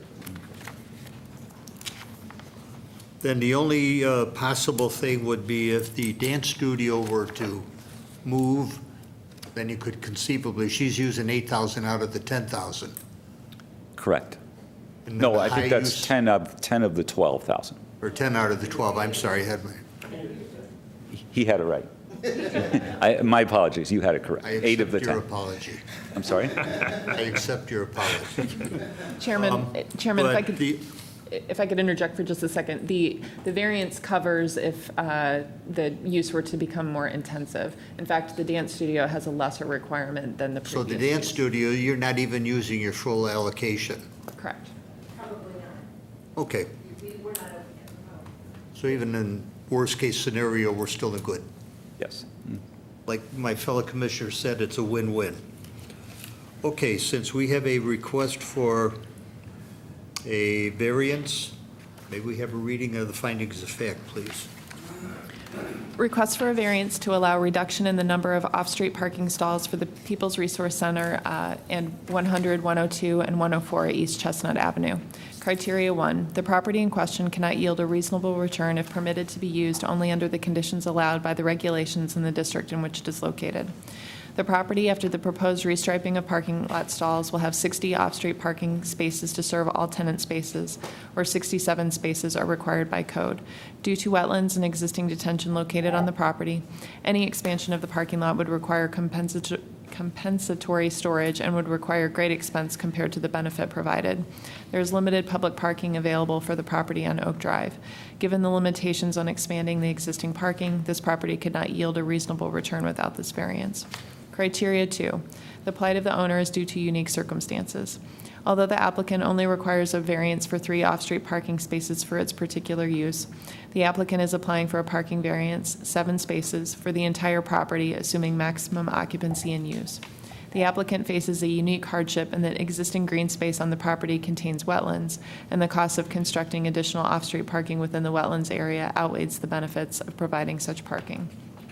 Criteria 3, the variation, if granted, will not alter the essential character of the locality.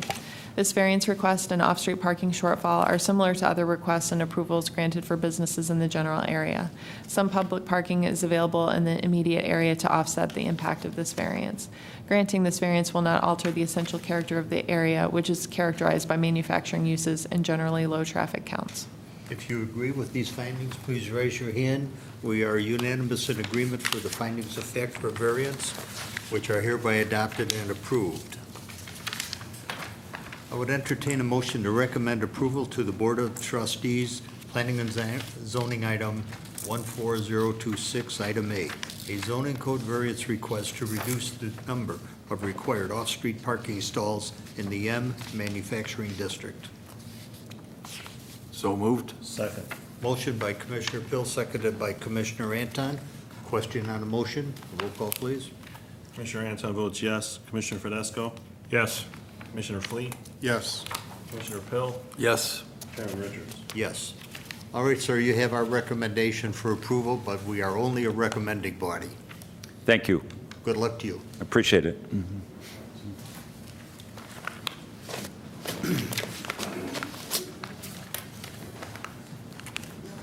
Anybody want to take a break? 2-minute break, or get this over with? This one going to be a longer one? Whatever you guys want. Okay. Order a pizza. All right, next item on the agenda, Planning and Zoning Item 14012.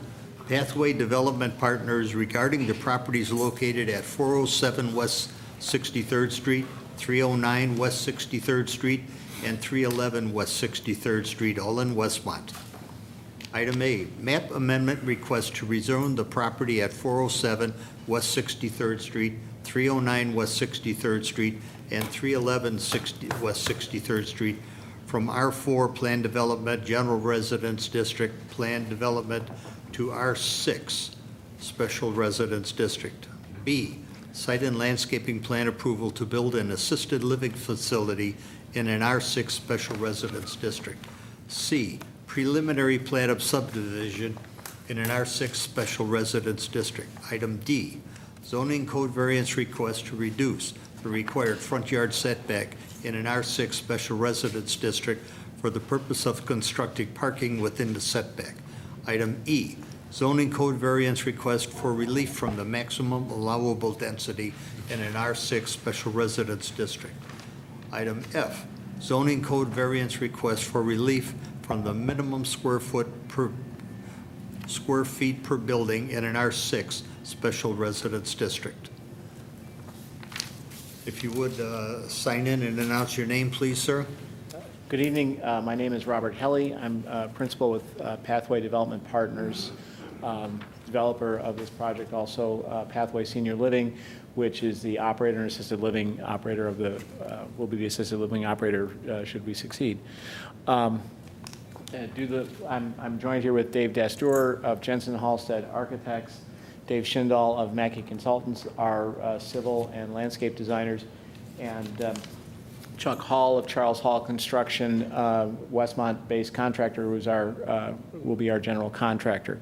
We all had speaking portions this evening, but due to the lateness of the hour, I will try and give a quick summary, and then I know there are several neighbors here who probably would like to speak as well. Pathway is proposing a 109-unit assisted living facility. It would be 75 one- and two-bedroom apartments in what we call straight assisted living, which are for residents who have needs for activities of daily living, that is dressing, bathing, food service primarily. And then we also have 34 studio apartments for memory care residents. This unit is actually a secured unit with a central courtyard. To plan left on you, the central courtyard here, with the first floor of memory care units. Over here is the first floor of our assisted living, and then assisted living units on the second floor of the entire building. You may recall we were originally on an agenda, I believe, in May, when we were under contract solely for the Schramm property, which is the larger block here, and we were proposing a 3-story building. Certainly several concerns came up about density and the height of a 3-story building. We were able to put under contract the adjacent parcel, which is actually part of Brompton Homes, the townhouse developer to our west, which allowed us to essentially spread the building out, bring the height of the building down to 2 stories rather than the original 3 stories as proposed.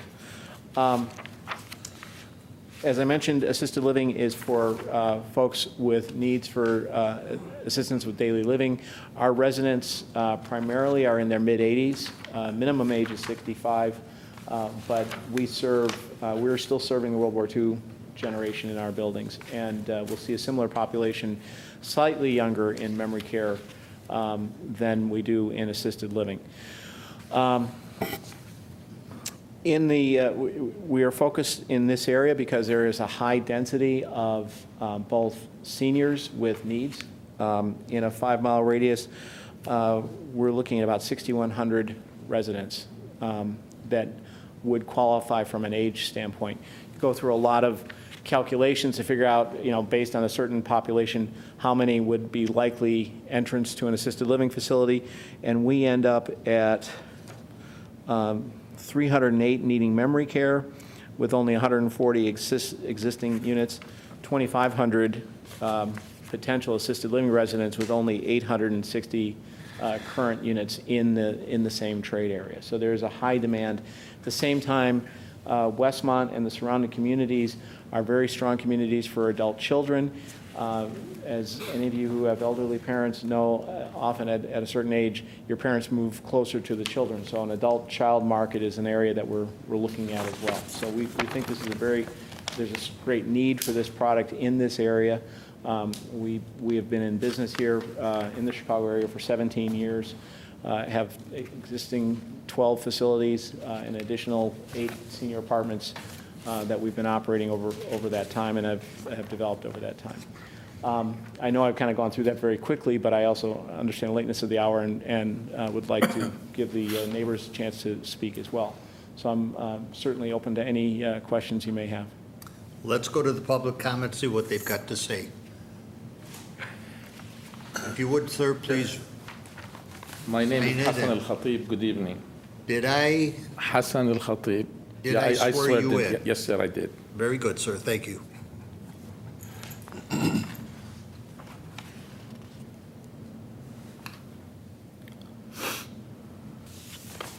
Good evening again. I want to thank the developer. He has a noble cause, and maybe I might be one of those guys coming to that area. However, we just bought a home at 616 Nelson Avenue, Nelson Lane, and we like the area because so quiet and so nice. And I have concern for you. I have some concern for your consideration, please. First of all, our backyards generally are very small. With this development, we'll have no privacy whatsoever in our backyards. For our children and grandchildren, they have nowhere to go. The other thing is, in the whole development in the Nelson Lane, we don't have so many people, a few homes. Here, you're going to have about 6,000 people in this area living close by us there. Then, the size of the buffer between the building and our homes is very small. Then also, you have to look at the consideration of the value of our homes, where we paid a lot of money for those homes. We just bought a home with a very high price, and the value definitely will go down. Besides, this residence is going to have ambulances coming in, days and nights, whether fire department or ambulances coming in, which will be something for us we have to live with day and night. Also, I like to consider the area. By doing this development, I'm concerned about flooding in our area also with this thing here. I very much appreciate you listening to me, and I would like you to consider yourself having a home in that area and having this particular development in this area, and I want to thank you very much. Thank you, sir.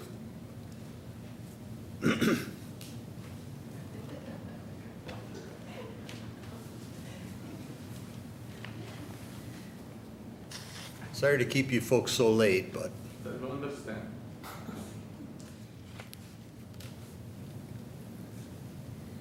Volunteered to represent our neighbors. They were the smart ones. My name is Paul Johnson. I'm the president of the Rose Hill Estates homeowners. And if we look at this chart right here, this Nelson Lane comes in here. It opens up into Nelson Circle. Nelson Circle has 20 lots. My lot is located right at this point, right here. And this is our back fence. There's an iron fence represented by that line right there. Backyards are fairly shallow because of the shape of the lots there. So as the other gentleman stated, it's not that far from our back of our house to the iron fence. And then from the iron fence to the next two-story building, this is, I believe, about 14 feet. Are you 20 feet? 604? Okay, so there's about 4 feet of green space right here, the way I understand it. And then there's, Do you want to show those we got home? okay, Are you 604? 604, yes. So I have a few concerns, anyway, and I think that I'm all for having these people living somewhere in the area, but I don't think this is the right place for it or the right lot. I think there's way too much density here as far as building and pavement for the size of that lot. It seems like there's nowhere for the water to soak in. It's all going to flow down to Muddy Waters Park. There's already underground pipes taking it down to Muddy Waters Park, which already floods in bad rainstorms all the way across 63rd Street. This is going to just whoosh, add a bunch more water to that. Our home is 2 stories high in the backyard, so our main living level is up at the same level as this building will be that's just over there. We're going to look from our window basically kind of into their windows, and don't like that idea too much. Basically, those are my reasons why I think the zoning should not be changed. I think it should be kept as it is as a residential. Thank you. Thank you for,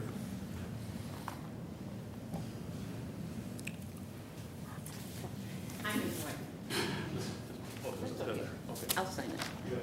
My name is Carlene Johnson, and I too live at 604. A little bit of this, some of you may remember, it's almost deja vu. When Paul and I bought our home 12 years ago, all of 63rd was still single-family residence. And one of the reasons we paid a little extra premium for our lot as opposed to some of the others on the circle was because we could look out and see this beautiful green space. There were lots of trees, there were some houses there, they had some nice gardens, and what wasn't a garden was grass. It was very lovely. I have this huge window in my kitchen that overlooks the backyard. We also have a lovely sunroom that overlooks that area.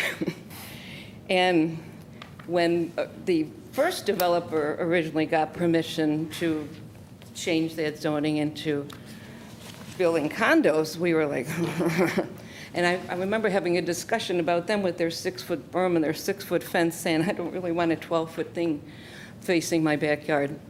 But they never got as far as our house because they went bankrupt before that got as far as us. But I have to say, on behalf of my neighbors, our neighbors to the east have a couple of children, and I love those kids. They put up their inflatables with the jump houses, and they have parties and stuff. And I have grandchildren and an extended family.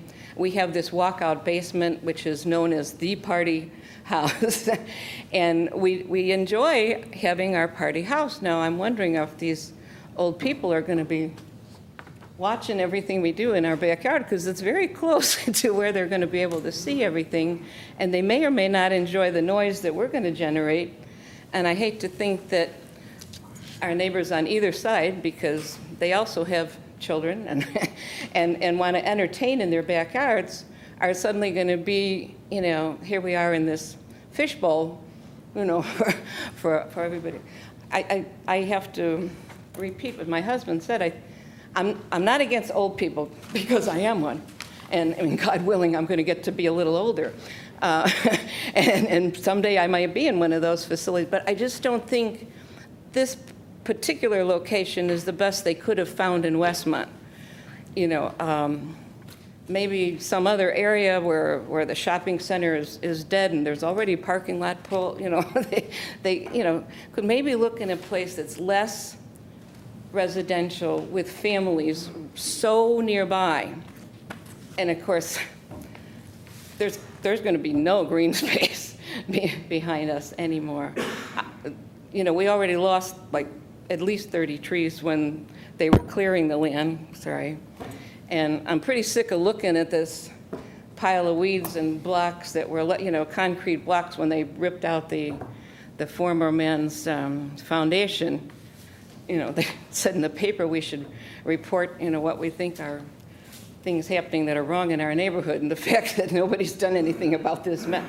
We got skunks and all those critters, but that's beside the point. I don't want to just say, well, a building is better than looking at this big pile of dirt that they moved, but I just don't want that so close. And I would hope that you would consider those of us who bought our houses with the idea of having a nice thing to look. You're all invited to my house for coffee. Come sit in my kitchen or come sit in my sunroom and look out the window and see, is that what you would like behind your house? And think about that. You know, we're people too. Old people, but you know, we and our neighbors, you know, want to be able to enjoy our backyards and look out our windows at something other than a building. So please, think about it. And feel free to come over. I'll give you coffee. I'll give you cake. You sit there, and we don't have drapes or curtains because I like the opening. Come and see us, and then think about, would you want to sit there and look at that? Thank you. Thank you, ma'am.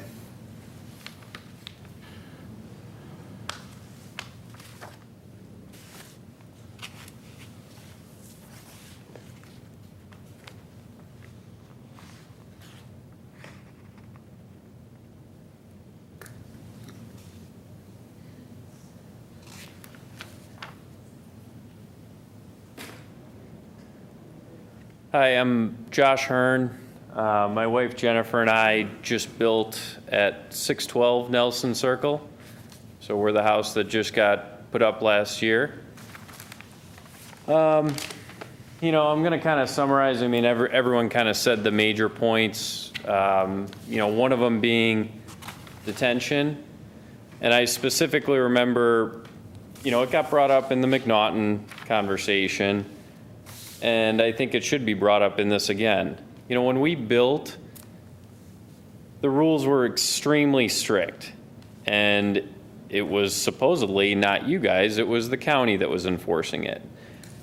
We had to do permeable brick pavers along the edges of our driveway, on the front stoop, and our whole back patio area because you guys were trying to force us to do underground detention if we didn't do that. I mean, I could see just by looking at the drawing that you're over the coverage ratio without, you know, I don't know if you guys are planning on doing underground detention, but it's clearly past the ratios. The other thing too is, you know, I know that they brought up that they're asking for a variance on the landscape buffer being so close to the lot line. 14 feet, when you have this kind of density, it doesn't really balance out. You know, when you're asking for that much density population, you know, when we moved in, it's the same story as everyone else said. You know, there was the townhomes, there were supposed to be more townhomes. Now you're trying to have it rezoned into an extremely dense population. I'm reiterating everything else that everyone said. The final point, though, that no one has brought up is ingress and egress. You know, 63rd Street, there's always been the battle to get a light put in at Virginia and 63rd, and everyone knows that that's gone through IDOT, everything like that. It's not going to happen. So, you know, when you have, this is not a nursing home, it's an assisted living, so you will have residents that are going to be driving in and out, elderly people. There will clearly be accidents here.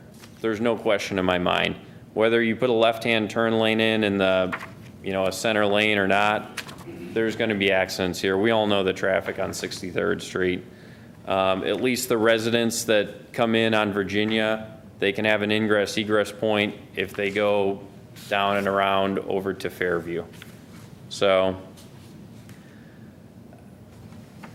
you know, I like the concept for the area within Westmont, but again, I'm with all the other residents here. I just don't feel that this is necessarily the right site for it based on the density, no detention, closest in the lot line, and ingress and egress issues. Okay, thank That's you all I have. very much. Would you care to address any of these, or you wait till they're, all right. My name is Sam Shaheen. I live on 508 Nelson Lane. I have been in Westmont for 34 years. I've been in Nelson Lane for 20 years. I have a 6-bedroom home, 5 kids and 5 grandchildren. They call my grandchildren, they call my house the fun house. And when that project came up, I'm always pro-business. I always like to see commercial and things build up because that's why I think boost the economy. But when I look this one, I see more people, they'll be living in that complex here more than whole Nelson Lane combined. I bought the house 6-bedroom. My kids, they come, my grandkids, they come. That definitely gonna kill the privacy. We bought the house, it's a single family home. Plus, there's too many people gonna be living in that area. And the other thing is, my dad got hit on that street because I tried the state to put this light, but they wouldn't put the light. My dad one time was walking and somebody hit him. He's still alive, but he's in a nursing home. And that street on 63rd, 10, 15 times a year they get flood, the 63rd closed, or we have to go through. What's gonna happen now? If you go through Nelson Lane, I go take the sidewalk, I take my grandkids all the time. The sidewalk is popping up because too much flood water. I feel it's a disaster to have that complex in back of my house. I hope nobody will vote for it. And please, every one of you put himself in our position. Would you like to be in back of that complex with, I live there, I love Westmont. All my kids, I have maybe over 20 of my family members live in Westmont. We're happy here, but this is disaster. I can't have that many, they're gonna be 2,000-3,000 people. I don't know, it's way more than whole Nelson Street could have. Thank you very much. Thank you, sir.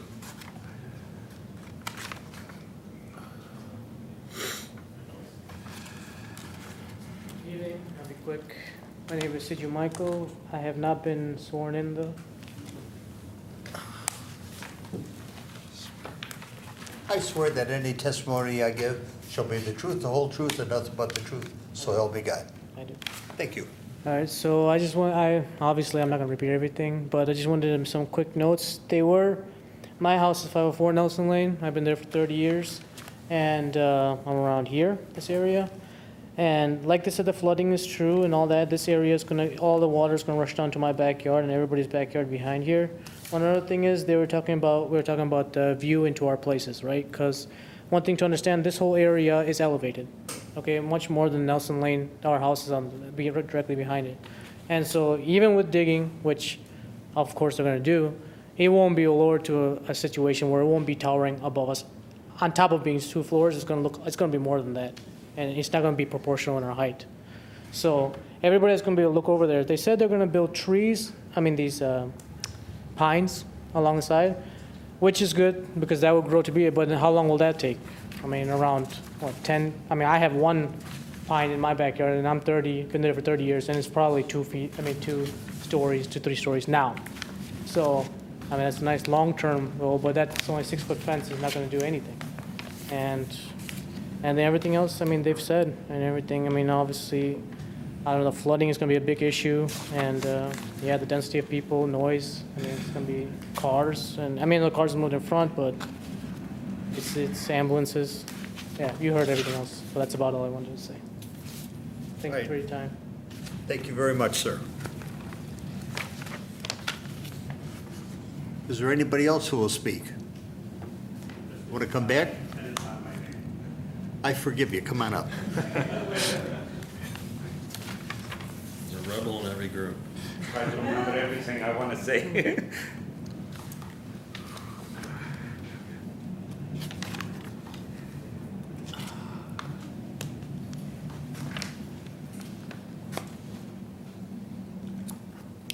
Rebuttal time?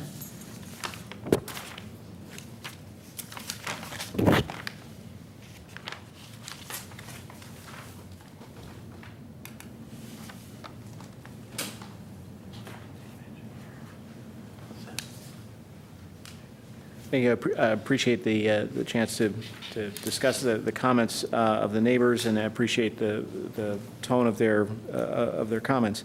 I have, in my notes here, questions about ambulances, density, stormwater, variance on landscaping, and residents driving were what I've heard as the major issues coming up.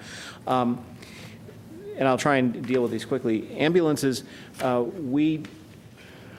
we checked when this question came up previously from the EDC that we have 1 to 2 ambulances a month. We use a private ambulance service that comes to our facility. I think if the fire department were to check with the fire departments of around our other communities, they would find their emergency calls go down as a result of our assisted living or frankly anybody else's assisted living. The reason for that is the nuisance calls are eliminated because we have staff on site 24/7, and the first call goes to an emergency pendant or a pull cord in the unit, and that goes to our staff before someone outside is called. The fact that we use a private ambulance service then eliminates the need for a siren coming in.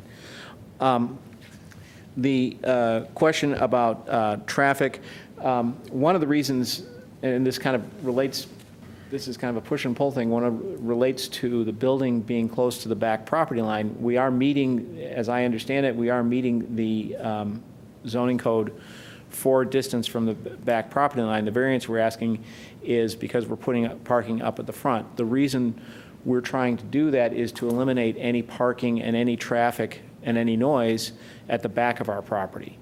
We could more easily have pushed the building towards 63rd, split our parking and had our employee parking to the back, which is what we've done in several other facilities.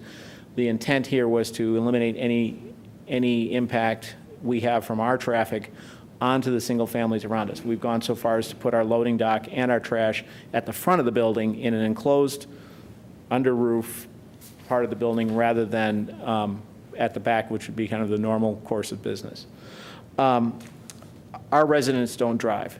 We have over 1,200 units of assisted living, and the last I checked, which was in the last couple months, we had 2 cars from residents. We provide bus service as part of it. We have a bus for this facility, and we provide bus service within the facility. We also bring in activities to the facility. So the parking is to be used for guests and for employees, and any in and out traffic is families and employees, not our residents. Density, I think, we're talking 109 residents here, just to be clear how many people are. People can agree or disagree whether that's too many, although I believe that falls within the R6 zoning, Jill, if I'm not mistaken, for the size of site we have. Yes. So that leaves, if my notes are correct, that leaves stormwater. So Dave, where are you? There. I asked Dave Schindal of Mackey Consultants to address the stormwater issue because we did design this. There has been allowances made in both these parcels through the original townhouse development to, as some of the neighbors correctly said, to utilize Muddy Waters Park as stormwater detention. We are benefiting from that. We're also paying for it. And I think, you can address that.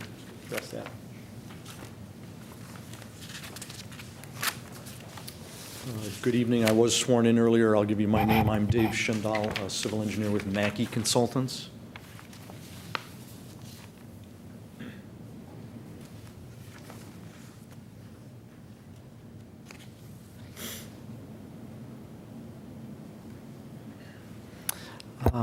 As Bob said, we're serving as the design team's civil engineer.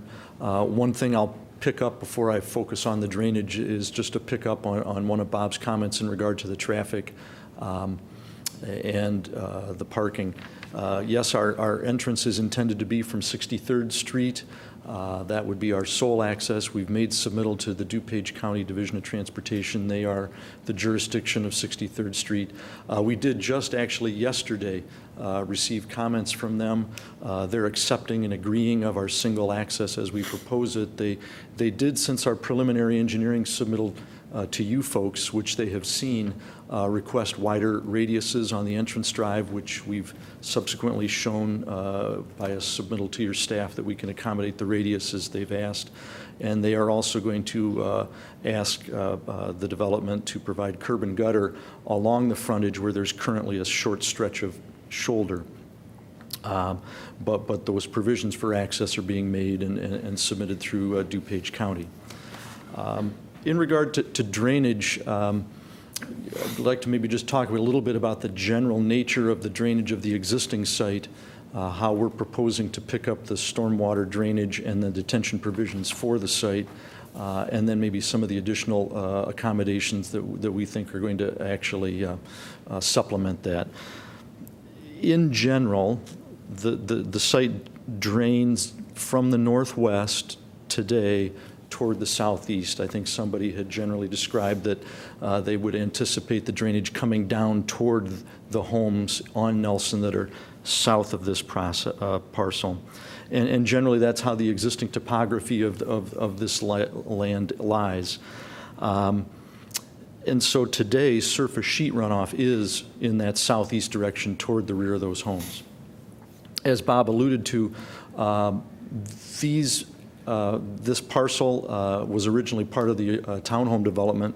The stormwater detention for that townhome development was conceived to include all of this tributary area, and the stormwater detention pond that was supplemented east of Virginia on the west side of Muddy Waters was in fact accounting for the runoff and the detention volume needs of that entire townhome development.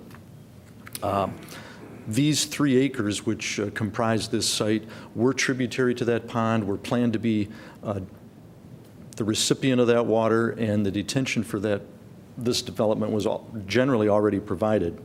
What wasn't provided was the conveyance to get the water there, and subsequent to that development, there is a more recent stormwater ordinance, and so we're being asked to both calculate the volume required in accordance with the current ordinance, as well as some additional components of the ordinance. There's an existing 24-inch storm sewer that runs along the south side of 63rd Street and leads toward the detention pond that was constructed for the townhome development. However, this site currently is not directly tributary to it.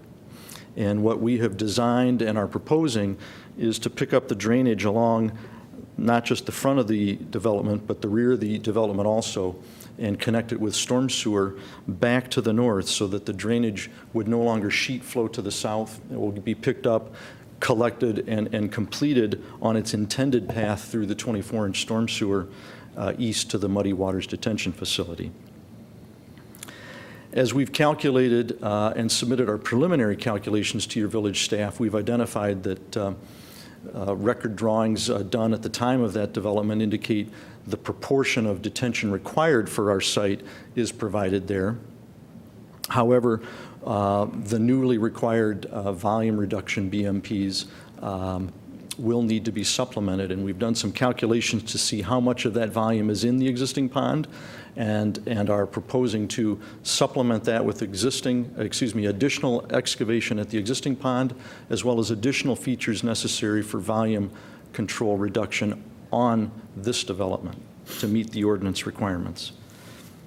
Something else I want to point out is some of the folks here this evening have been talking about the need for volume reduction controls, permeable pavers, et cetera, on their residential lots.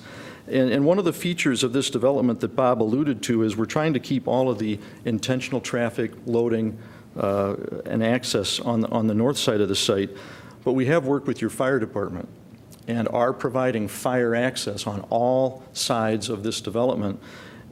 And as this crosshatch line indicates, that's proposed to be provided with either a turf stone, permeable paver, or grass ring surface adequate for vehicle loading, but would only be used in case of emergency to support the fire trucks. And so we actually have pervious surface around the perimeter of the site, and that would also reduce our imperviousness and help with infiltration and water quality.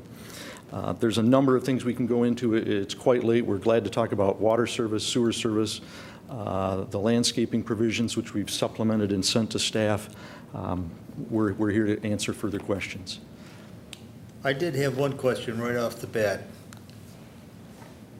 Were you going to have a 90-degree turn on the south end of your property, approximately in the center of it? This spot here. Our fire department? The fire department would be coming in and dead ending at that. We can't So they're make going to that have a inside. dead end on each one? Yeah. And we they've can't. okayed that? That's the meeting we had with the fire department. The reason that they're more comfortable with it is because the building would be fully sprinklered and because it's masonry. So they would be expecting to come in through the front and then access through the front if there was an issue with the resident. I guess, they're the experts. Secondly, you alluded to stormwater. You're going to be digging up Muddy Waters Park? Actually, we don't anticipate that. Our preliminary calculations. Good, because the Park District knows nothing about that whatsoever. We are being asked by your village staff to provide additional supplemental survey at the existing facility to prove out what volume is there, so we can confirm that it has the adequate volume. Yeah, whatever volume was there, because I was part of the original when this was done. And we had maybe approximately, I think, a 55 to a 60% lot coverage for when the townhomes were going to go in. And now we're talking about approximately 90 to 95% lot coverage from what I'm seeing here. But I just had a meeting with the Park District today, and they know nothing about you want to increase space over in Muddy Waters Park. And secondly, they're still looking for the rest of their money that's owed them. I did talk to Bob Fleck about this, so he's aware of this, and I just did talked pass to him along. at 6 o'clock today. Okay. Well, Bob Fleck, he doesn't, he knows that they're potentially doing some different work here. He knows about the project. And there was a comment that they have to talk to them further. As far as volume control BMPs is what Dave was talking about. They might have to provide a volume control BMP is to help the water infiltrate into the ground more. And so usually the bottom of the detention basin, you have an outlet pipe with the invert and it's above the bottom of the detention basin so that the water can soak in more. They might potentially have to dig out more so that they can have more water infiltrate into the ground. As far as this being more impervious, there was additional detention provided at the Muddy Waters Detention Pond when it was originally built. So they're using their portion of that additional detention. And it did work, that they have the right calculations to provide that. So because there was additional detention on the site. And just to supplement that, it's currently based on our preliminary calculations on the record drawings, and like we said, your staff is asking, and we're working with our client to go down and actually do a current topography survey of the existing pond to document that for Kim. All right. Anybody from the, yes, you're still rebuttal, okay. Yeah, go well, I ahead. also want to respond to your question about the Park District and their payment for the development of Muddy Waters Park. That payment was a requirement of the original townhouse developer, and if that townhouse project doesn't go forward, or if nothing goes forward, I don't know how that payment gets made. It is part of our contract in the purchase of both of these sites to pay our portion, which I assume would be the balance that's remaining due to the Park District.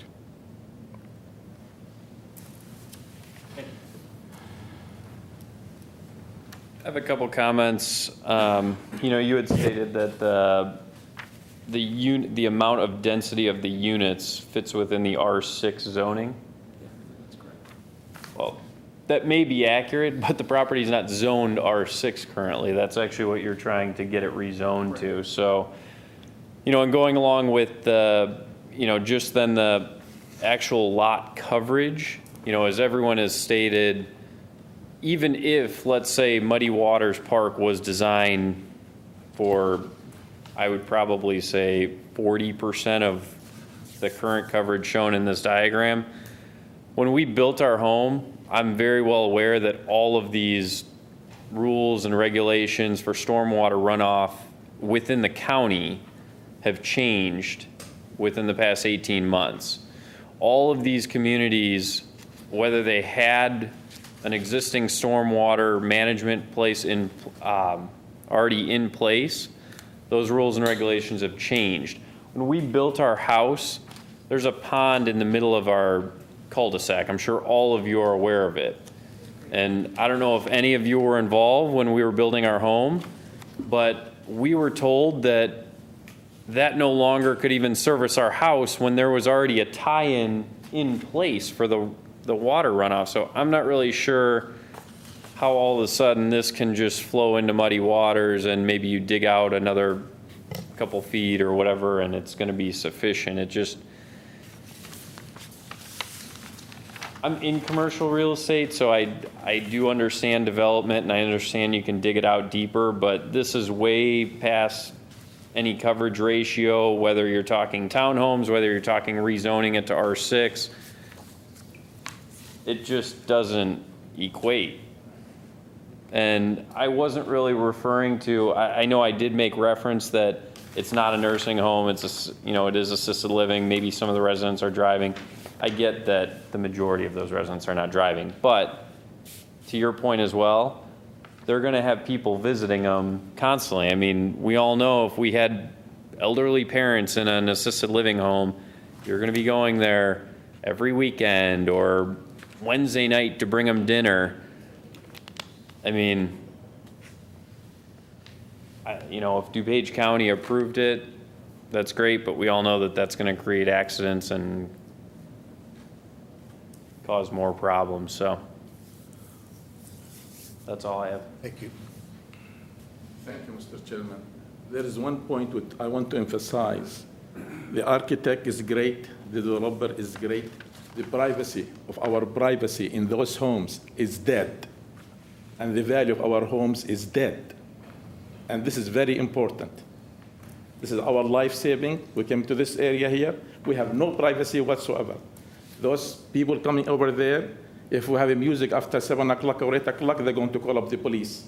When we have our grandchildren playing, they're raising voice, they're going to call up the police for disturbance. Thank you. Thank you, sir.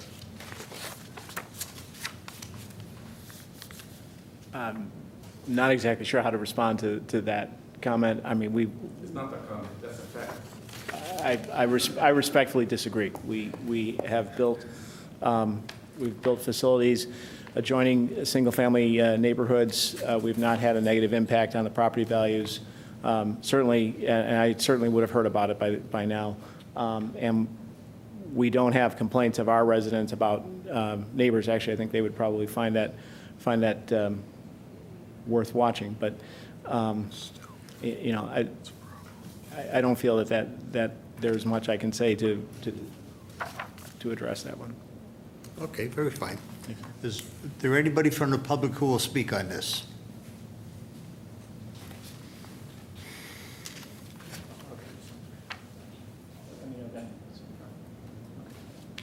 Go ahead. Did you want to say something? No, I just wanted to let Bob know. All right, very good.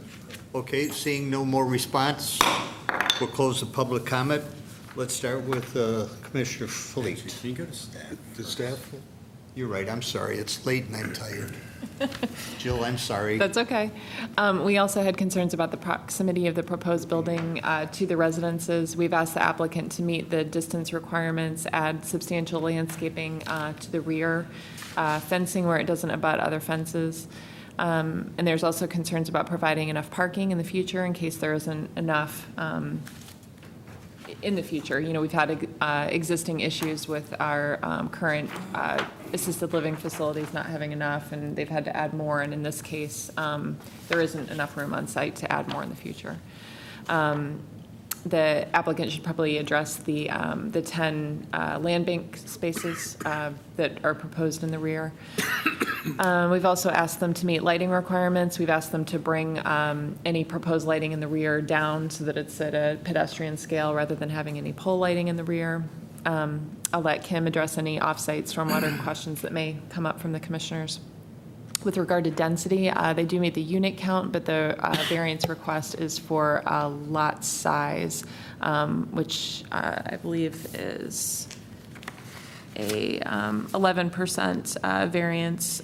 They're deficient about 13,000 square feet for the total facility.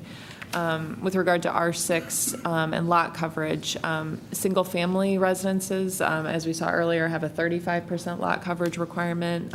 Many houses in the village don't have any stormwater detention, so we limit lot coverage to avoid future flooding issues. But in more dense multifamily developments, the projects don't have those same lot coverage requirements, but they are required to provide detention, which this development will be doing. They're also required to go through site plan review so that the commission can take all of those factors into account about whether or not they think it's too dense or whether there's enough green space or whether or not sufficient detention is provided. Jill, can I drill down on a couple Yes. points or comments? The rear yard setback is 20 feet. Is that by code? Yes. This building is, I understand, 14 feet? Between 20 feet 6 and 23 feet, depending on where you are on It is. Is that based on plan revisions, Jill, versus Yes. your write-up? Right. So some of the information that's in the commissioner packet Has been updated. has been updated, so doesn't necessarily jive with the write-up.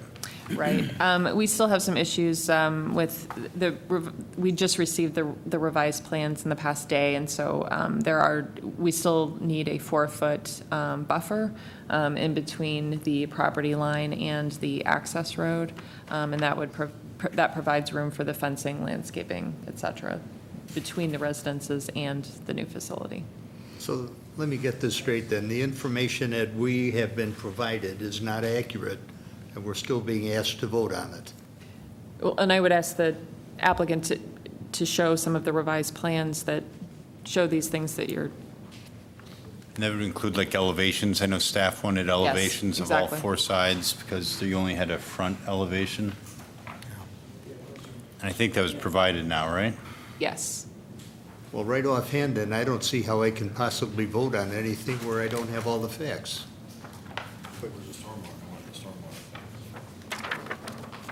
What is that? Survey of that pond, is it really going to happen or is it not? I don't even see a traffic study. The county is responsible for 63rd Street, and they did not request a traffic study.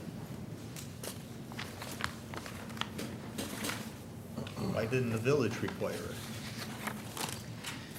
We're going to have approximately 80 cars entering and exiting a roughly narrow driveway at the apex of a hill on an exceedingly busy street.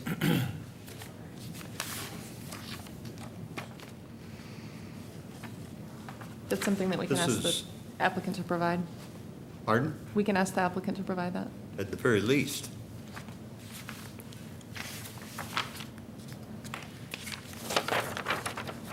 Do you want him to proceed with some of the revisions? Yeah, I didn't want to interrupt you, Mr. Chairman. We did receive comments subsequent to our submittal from staff, and we're asked to make some specific adjustments so that. But I'm not aware of them. I don't think any of my commissioners are aware of these changes. Understood. I'm quite perturbed about that fact. You're coming before us with a fairly substantial project you want us to okay tonight, and we don't have the information, not the correct up-to-date information. I believe we turned we responded to the request that was made to us by staff, and we tried to turn it around as quickly as possible. I'm not sure, and I recognize that you just received them, I'm not disputing that by any means. But we did make, we did try and address the questions that came up, and we did try and provide them to you. If, Mr. Chairman, if you need to continue this, or I'm not sure what the correct term would be, but then so be it. But we have tried to meet the requests that have been made to us in as timely a manner as we can. Well, you've responded to staff, but like I say, I'm being asked to vote on stuff. Let me ask my fellow commissioners. Let's start with you, Commissioner Pill. How do you feel about this? Well, I'm confused because there are several things that I don't see here in the package. And you may have just gotten it 24 hours ago. That means we haven't gotten it at all. Right. So I guess I'm not sure exactly what we're talking about in certain areas. Commissioner Anton? Same, I'd be interested in that survey going on down at the pond, to see if they could even accept that, because what are we talking about if we can't accept the water? We're not talking Commissioner about Fidesco? I would like to see updated plans, whatever the staff has, before I make a decision. Commissioner Fleet? Yeah, same thing, a major project like this, only having. This is a partial huge information density that's not project. On target. What can we do? Understood. All right. I entertain a motion to table this until next month's meeting.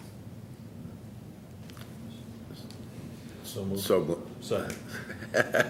Motion by Commissioner Pill, seconded by Commissioner Anton. Now, anybody from the public here, you will have to realize that this has been published once, doesn't have to get published again. It's just going to be tabled, and then it'll be reopened again next month. And the public hearing, I believe you had just closed, but you'll reopen the public It'll hearing be- to allow. It'll be completely redone again. All public comment will be re-entered.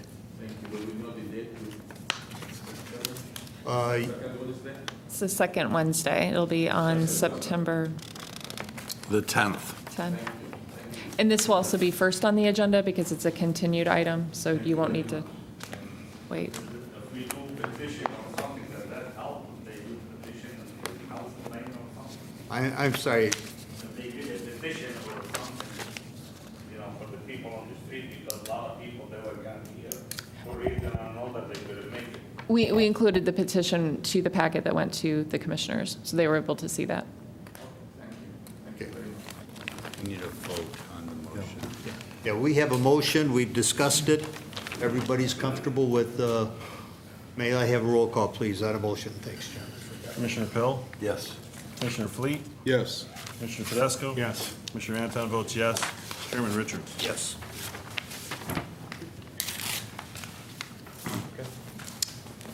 All right.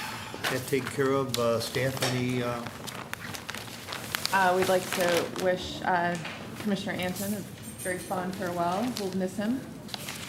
See you soon. can you, John? Dan, I'm sorry. Pull back your letter. We're going to need you next month. I'll come back next month if I'm here. We don't have a new guy yet. I'll come back out.